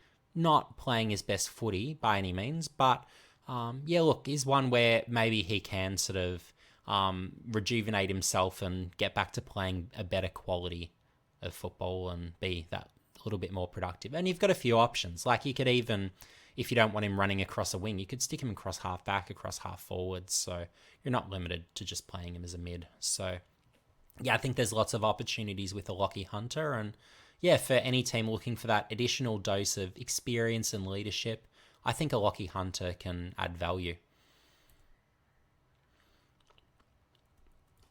And then we look at the general forwards. So Alex Sexton, so I think he's been underutilised by Gold Coast this year. And yeah, just a really good, obviously, goal-kicking forward. He's led their goal-kicking twice, so that's already something that he's done, and as that sort of medium forward. But additionally as well, his ball use is really good, and he can set up other inside 50 targets. So, yeah, I think there's a value for him across some teams. So, not necessarily someone who's an every team best 22 player, but if you're short a good general forward who can hit the scoreboard. So, in my list needs piece for ESPN, Sexton is one where I actually thought for maybe, I believe it was Carlton I linked him to as someone where not necessarily that they're targeting him, but one where I just think that he's a possible solution. So, where it's just basically if he's led the goal kicking for a couple of years for Gold Coast, well, if you're adding that to a Curnow and a McKay who are great goal kicking key forwards, well, you've got another avenue to goal that isn't necessarily that key forward. So it just takes a bit more pressure off. So that's what I like about him there. And you've got the numbers here. So you've had a few years where he was hitting the scoreboard pretty well. So that's promising here. And then if you look at this year, what he's done, well, in his last game, so 6 goals against North Melbourne. So obviously a great performance there. And it just goes to show that, and I know obviously North Melbourne didn't have a good year, but it shows that even against AFL competition, he can still do it. That's the key. So, and as you can see with the tackle numbers, look, he's not defensively really is where he's quite weak. So you do need those other sort of pressure forwards around as well. But again, when you want another avenue to goal, a Sexton can be that guy. So again, goal kicking numbers, pretty good. So is that sort of above 2 goals a game player across the last a couple of years. But as well, as I said before, was setting up teammates as well and setting up those goals additionally. So yeah, I do think there's value for certain teams for a Sexton to be a fit. And then you've got a Bobby Hill. So I think it's a pretty natural fit for Collingwood. Just another sort of speedy forward to add to their rotations. So, yeah, look, hopefully he can sort of expand his pressure game more. I think that would be what Collingwood would really be looking for more of there. But look, he can hit the scoreboard. He's a component. He's not a star, but he can sort of fit in and be fine there. So you've got the numbers here. And if you take your time going through like the Stats Pro and whatnot, you'll see he sort of rates as average in most things. And obviously he's not a huge accumulator. So look, he is one that will need to keep improving to be a good piece. But look, you've got the speed as the foundation. And look, you hope sort of the scoreboard impact and the pressure acts and the tackles inside 50 sort of keep rising. They're going to be sort of the keys going forward for a Bobby Hill to be effective. But I think he's a fine component without necessarily being a difference maker, would be my quick feedback. So, general defenders. So, this is a name I'm really excited to bring up, and I think he'll be one of the recruits of the off-season. So, I think Geelong will be hitting the nail on the head again, a bit like what they did last year, of course, with Stengel. But Connor McKenna, so returning from Ireland, so of course had that terrific stint with Essendon where in terms of the rebound from defence, I thought it was the best in the competition, the best. So in terms of whether it's the ball use to targets, whether it's the run that he generates, just that combination of the two and the quality of both, just as that real sort of genuine driver from defence, I didn't think there was anyone better. So adding that to Geelong, who already quite a good ball moving team, or have become so in the past year, well, I think that's a really exciting addition. And their defence, like obviously you've got Stewart, you've got De Koning, but like there's a few spots that I feel could do with an upgrade. So I think actually McKenna will be a difference maker on Geelong. So that's one to watch out for there. So, and I'll go through the numbers. So you've got here pretty good numbers. If you looked at all the champion data reviews, they'd be saying pretty much every year either elite or close to elite. Again, just on the back of the rebound that he was generating in those years as well. Griffin Logue, capable piece. I think he'll look a lot better in defence. Yeah, I thought I was going to sneeze. Tricked me. Yeah, so good piece. He'll be more probably key defender or at least third tall for North Melbourne, but just a component that fits in defence. So as long as they don't have to pay up too much, I like that addition.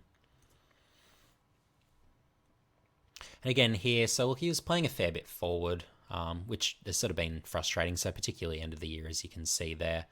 But look, you want players to have continuity. You don't want to be throwing them around. So that must have been frustrating for Griffin Logue. But yeah, look, it'll be good to see him sort of line up in defence for North Melbourne, assuming he gets to North Melbourne. Ollie Henry, so obviously wants to join Geelong, join his brother. But he's one where I think fans broadly are analysing him completely wrongly. Why I say that is, of course, he's a good talent, and his marking and aerial work is his real strength. But the problem with Henry as a forward, and I don't rate him as a forward at all, is that he doesn't have the ground level craft, doesn't apply the pressure. I've tweeted this out during the year, and a lot of people were really frustrated when I was saying this, but as has really occurred, well, he hasn't been able to hold on to his best 22 spot, and I believe that's the reason why. Where just in terms of that sort of application of pressure, he doesn't bring enough of it. Well, where does Henry's future exist? I strongly believe he is an AFL footballer, but he should be in defence, just like his brother Jack. And of course, why? Well, it's a bit like with all those key forwards I'm saying should be shifting into defence. Well, it's just as simple as, well, what does he stand out at? Well, it's the aerial work and the marking. That's what's special about him. He's not incredible at ground level. Some of his stuff at ground level is quite fumbling. He doesn't bring the pressure. So why would you want him as a forward? Put him in defence and then he can be a genuine best 22 player. So if I was Collingwood developing him in the last couple of years, and every time I've been speaking about Henry, I've been saying this, but he should have been developing with a view to be the next Jeremy Howe and developing under his wing as that sort of next intercept marking sort of medium to tall defender. So that sort of 190, 191-ish type where, yeah, you can just be that high flyer, just intercept a lot and still use it quite well out of defence, has a bit of pace, has a few tricks. So he has a bit of that too, but yeah, I just think that's how we can get the best version of Ollie Henry. But a lot of people disagree. And there's some people that even think he could be a great mid forward. So I think that's probably a bit optimistic. But yeah, I think defence is the spot for Henry. And I think, I'd be really excited if they both did line up in the same defence for Geelong next year. I think that would be really the best way to get the most out of him. So we'll have to see if that change is eventually made. Maybe Geelong pick up on those things, but that's certainly what I've observed anyway. And I should go into his stats as well while I think of it. So you've got the numbers here. So again, why I talk about the pressure, well, look at the tackle numbers. This is awful. So less than a tackle a game as a forward. Well, you can't be doing that. Or I guess if you take out these two games here where obviously he didn't sort of appear, as it looks like, well, yeah, it's just one a game. Well, that's not nearly enough.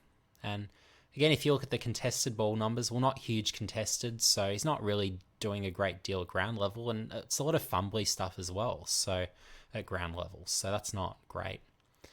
A lot of sort of 2-touch, 3-touch stuff, you need to be sort of 1-touch, and yeah, that can improve with time, but he's just not that natural 1-touch ground level guy. It's not like he's not Jordan Goey or something. And then you look at the VFL numbers. So again, look at the tackles. So less than 2 a game isn't enough. And lots of games with 0. So you can't be doing that. Not huge numbers, good mark numbers. And as I was saying, well, it's his marking, that's his strength. And then you've got the goal kicking. So yeah, good scoreboard impact for VFL, but that's VFL. So yeah, but given his game, it's just an ideal match for defence. As a forward, well, again, without the pressure, it's going to be hard for him to be a convincing regular player. So it's a bit like maybe is an Alex Sexton sort of career projection if he's going to remain a forward, where, look, maybe he has a few good years, but then he might eventually sort of get pushed out just because defensively is not good enough. So my view on Henry, I'm sure a lot of people won't agree, but yeah, that's certainly how I see sort of the positions and what you need to be good at per position. So Nick Hayes, so he's one where he could be a salary dump, so very heavily back-ended deals. So we just have to see, well, are there going to be any takers? I haven't heard any particular talk about him recently, so probably no deal gets done. But it's one where, look, if I could get Haynes and a pick, I'd be pretty excited to do that in that sort of Jack Bowes style sort of deal. It doesn't even have to be a top 10 pick.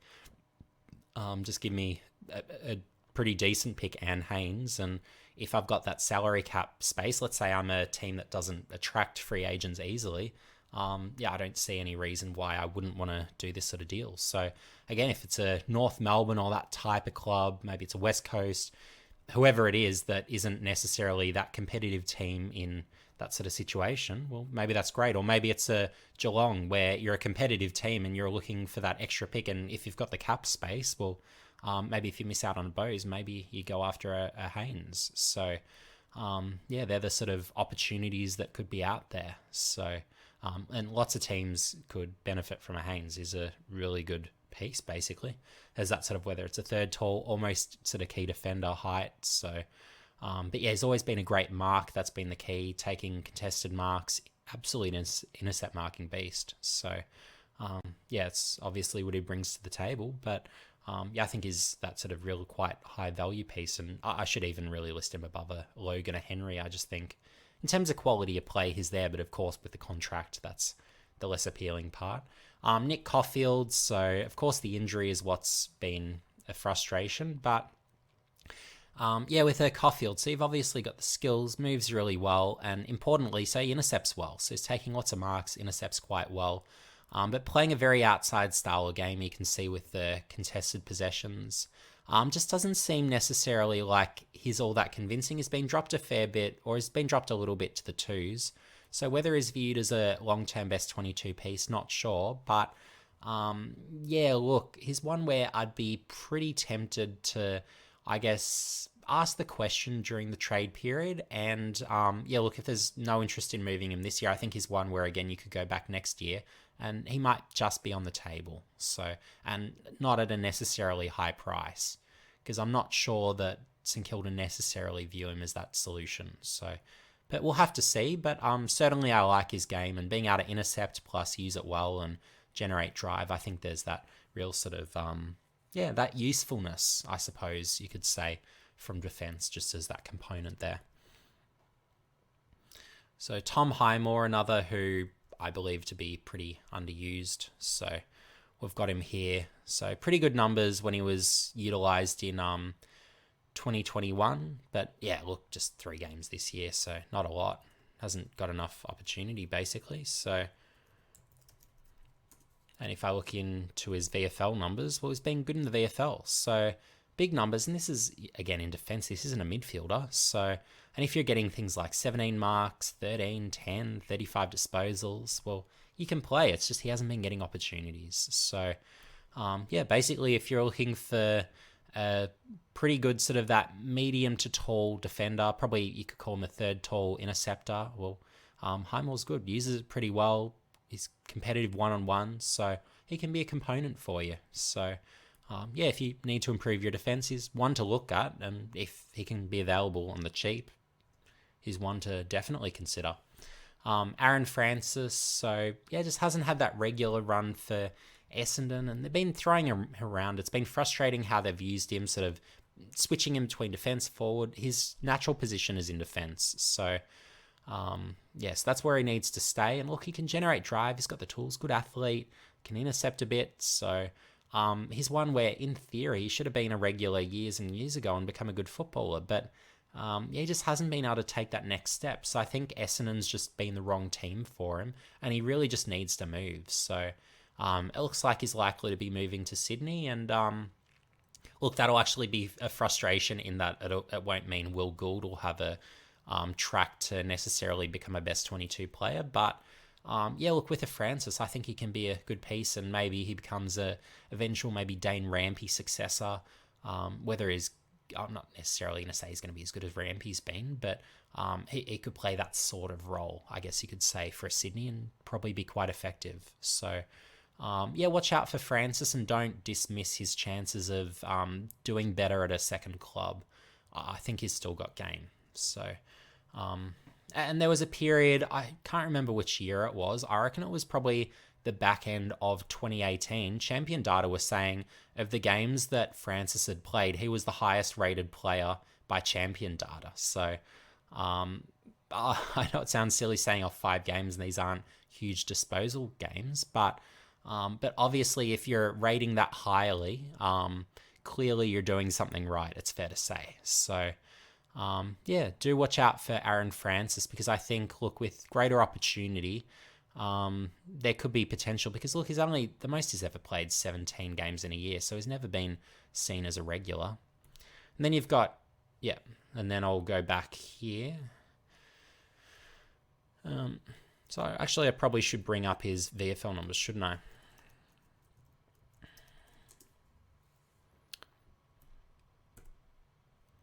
So if you look here, so he's been playing quite a bit of VFL this year. But yeah, obviously started the year as a forward, so that's been the frustration. Then moved back and he's been a bit more solid. So probably from round 14 onwards, he's looked a bit better, just being stationed in defence, and he's played a solid role. And look, Essendon's VFL team's been pretty rubbish, it's fair to say, this year. It's really just been their defence that's been, or their back half. They've had a few guys who can play back there, but the rest of the team's been pretty ordinary, to say the least. So, yeah, so sorry Essendon fans, but there's not much coming through the VFL if you weren't too satisfied with your AFL squad this year. But yeah, then you've got Will Gould. So he's one where I've been really frustrated in that he's had, I believe it's top of mind, it's probably 3 years that he's been in the system and he hasn't received an AFL game. He's been good in the VFL for all these years, and he came in drafted as an AFL ready sort of big-bodied, strong defender who generates heaps of drive in terms of both his kick, can kick at 60 metres and 60 metres reliably, and he generates drive with his run and big body, so he can compete with guys one-on-ones. So, yeah, given Francis is coming in for Sydney, Will Gould is a possible trade opportunity. So, look, given he hasn't played a game, look, you shouldn't have to pay a lot for him, would be my instinct, but we'll have to wait and see what Sydney have in mind, but I would be asking the question, if I was a rival team, why wouldn't you? He's a good footballer, so I think there's opportunity there potentially.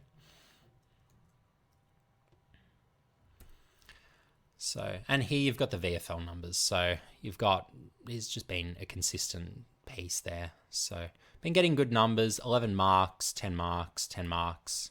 So they're the sort of things you want to see. Some good disposal numbers, but importantly is damaging. It's not like he's just finding it in defence. Well, he's generating drive by foot, generating drive with his run, so he can play. Trent McKenzie, so look, if you're after a sort of veteran piece in defence, obviously a super boot, very athletic, can shut down a opposition forward as well. Actually has a very good one-on-one win rate. That's why even as a sort of not quite key position Heidi was able to play some key defence. Yeah, look, he's sort of a role player that you could incorporate in a defence. So, yeah, if you're short a defender, again, a McKenzie could be something, and you don't have to pay up for him. 4th round pick, throw it at Port Adelaide, they're probably all right with that, if they're not sort of seeing him as a best 22 player given his age. So, yeah, I'd be considering a McKenzie as one of many of these defenders. There's a heap of defenders going around that sort of 30 or nearing 30 age, but can play and would be best 22 players for other teams. So I'll go through Mackenzie's numbers here. So you've got here, well, he's playing pretty good footy, sort of 2020, 2021. He was getting his games. But of course this year, sort of a bit out of favour. Wasn't really getting those regular opportunities, unfortunately. And you've got here, of course, so he played sort of a bit in the Sandful as well. But look, good rebound, 50 numbers. So clearly generating drive when given the opportunity. So yeah, you just sometimes need to put the footy in his hands, because if he's doing well defensively, he's still athletically sound, he can still kick it pretty long and pretty well. So yeah, I'd be pretty open to a McKenzie. I don't think he's done by any means. He just needs more opportunity at another club. And Port Adelaide's defence is pretty stacked as well. So in terms of those, certainly sort of your general defenders. So yeah, it's hard to accommodate him necessarily. Hayden Crozier, similar situation at the Dogs, where it's just a case of they've got a lot of good general defenders and you can't really fit Crozier in. So again, opportunity alert for another team. You don't have to pay much, given his age, given his status as an outside best 22 player. So yeah, certainly look at him. He's still athletic. He can still play his role in defence. And yeah, just a component to a team. And you can see here, so at his best when he was playing as a regular in 2019, well, 136 marks. So You only need to look at his junior highlight takes, flying for screamers. He's got those sort of components to his game when you enable him to.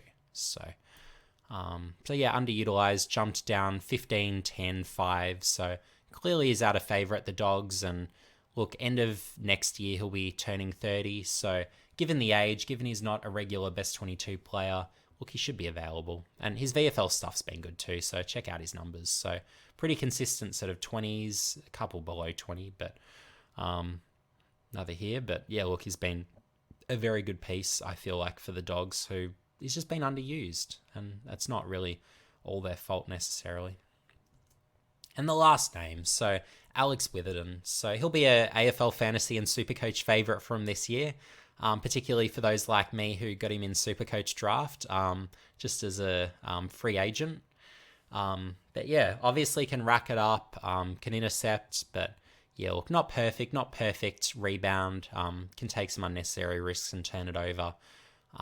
Obviously can't win his own ball, and defensively is average. But look, if you want someone who can intercept and generate drive, if the others can't generate drive, well, look, he can be a role player and he can be a piece. So not a regular best 22 player for West Coast, and look at that, a full squad healthy, probably wouldn't have got as many games as he did for that sort of stretch. But yeah, look, he can still play, but you just obviously have to, as with so many players on this list, just really accept what they can and can't do and determine, well, is this best 22 stuff? So again, for me, if you put him on, say, at North Melbourne, and Alex Witherden is best 22 caliber, that's just, is he going to be that on every team? Well, no. So it's just really picking the right team for the right player. So, and then he can possibly be a fit, and you don't have to pay anything really for him.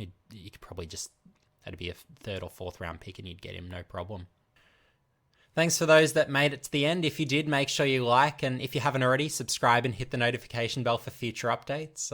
It's fair to say that brevity is not one of my strengths, not at all in my toolkit, and you probably figured that out if you've read any of my content for ESPN. I'm always someone who gives value above and beyond, it's fair to say. But yeah, in the comments section below, let me know if there were any players that I missed on my list who you feel could move this off season and would add best 22 value. I'd be interested to hear. There were quite a few that have been touted as likely trade or free agent options that I haven't included, just because I don't rate them as best 22 players for really any team or necessarily the team they're likely to join. So some were intentional sort of players that I chose not to include, but of course there will be players that just didn't pop into my mind, and I'm sure would provide value to other teams that may well be available in this trade period. So I'd be interested to hear some of those names as well. And for those that have stayed on and want to hear about some of the things that I've got set up in the pipeline. So yesterday, so that was Saturday, I sent through my October power rankings to ESPN, and I'll give one little spoiler. So that is that I've added a second mature ager to my top 20. So I'd be curious to know in the comments section below if any of you can figure out who. And additionally as well, during the month of October, I will do an updated extended power ranking. So unsure yet whether I'll go just to 50, but you'll certainly see. What I'll do, I'll actually order them. So my last one for YouTube was just a tier list where I just sorted them alphabetically in their groupings. But this one I'd actually like to do a solid order of 1 to, maybe it's 50, maybe it's 60. I'm yet to decide. So I'll have a think about how I'm going to do that. But yeah, definitely, if you haven't already, subscribe, because yeah, you've got that video in the pipeline coming probably around a week after my power ranking. So ESPN will publish my October power rankings on Monday. So I'll see how I'm going for time, but I know at the end of the trade period, I'll be doing a trade period wrap for ESPN. So it'll depend on how I go for time with that, but it might be following that trade period wrap that I might actually have time to otherwise put together my sort of full October rankings. But yeah, it's been a crazy sort of last month or so. I would have liked to have actually produced this video quite a few weeks earlier, but just with the sheer length and size of the list needs piece, and also my 2-round Phantom draft for ESPN. Yeah, that just, it's fair to say, put a dent in any hopes of making any videos since my previous ones. So, but I'm hoping over the next sort of few weeks and months that I've got a bit more time to produce a few more in the lead up to the draft, but certainly the week of the draft will be very busy. So, yeah, just thought I'd give a little bit of an update for those interested. But anyway, folks, see you in the next video.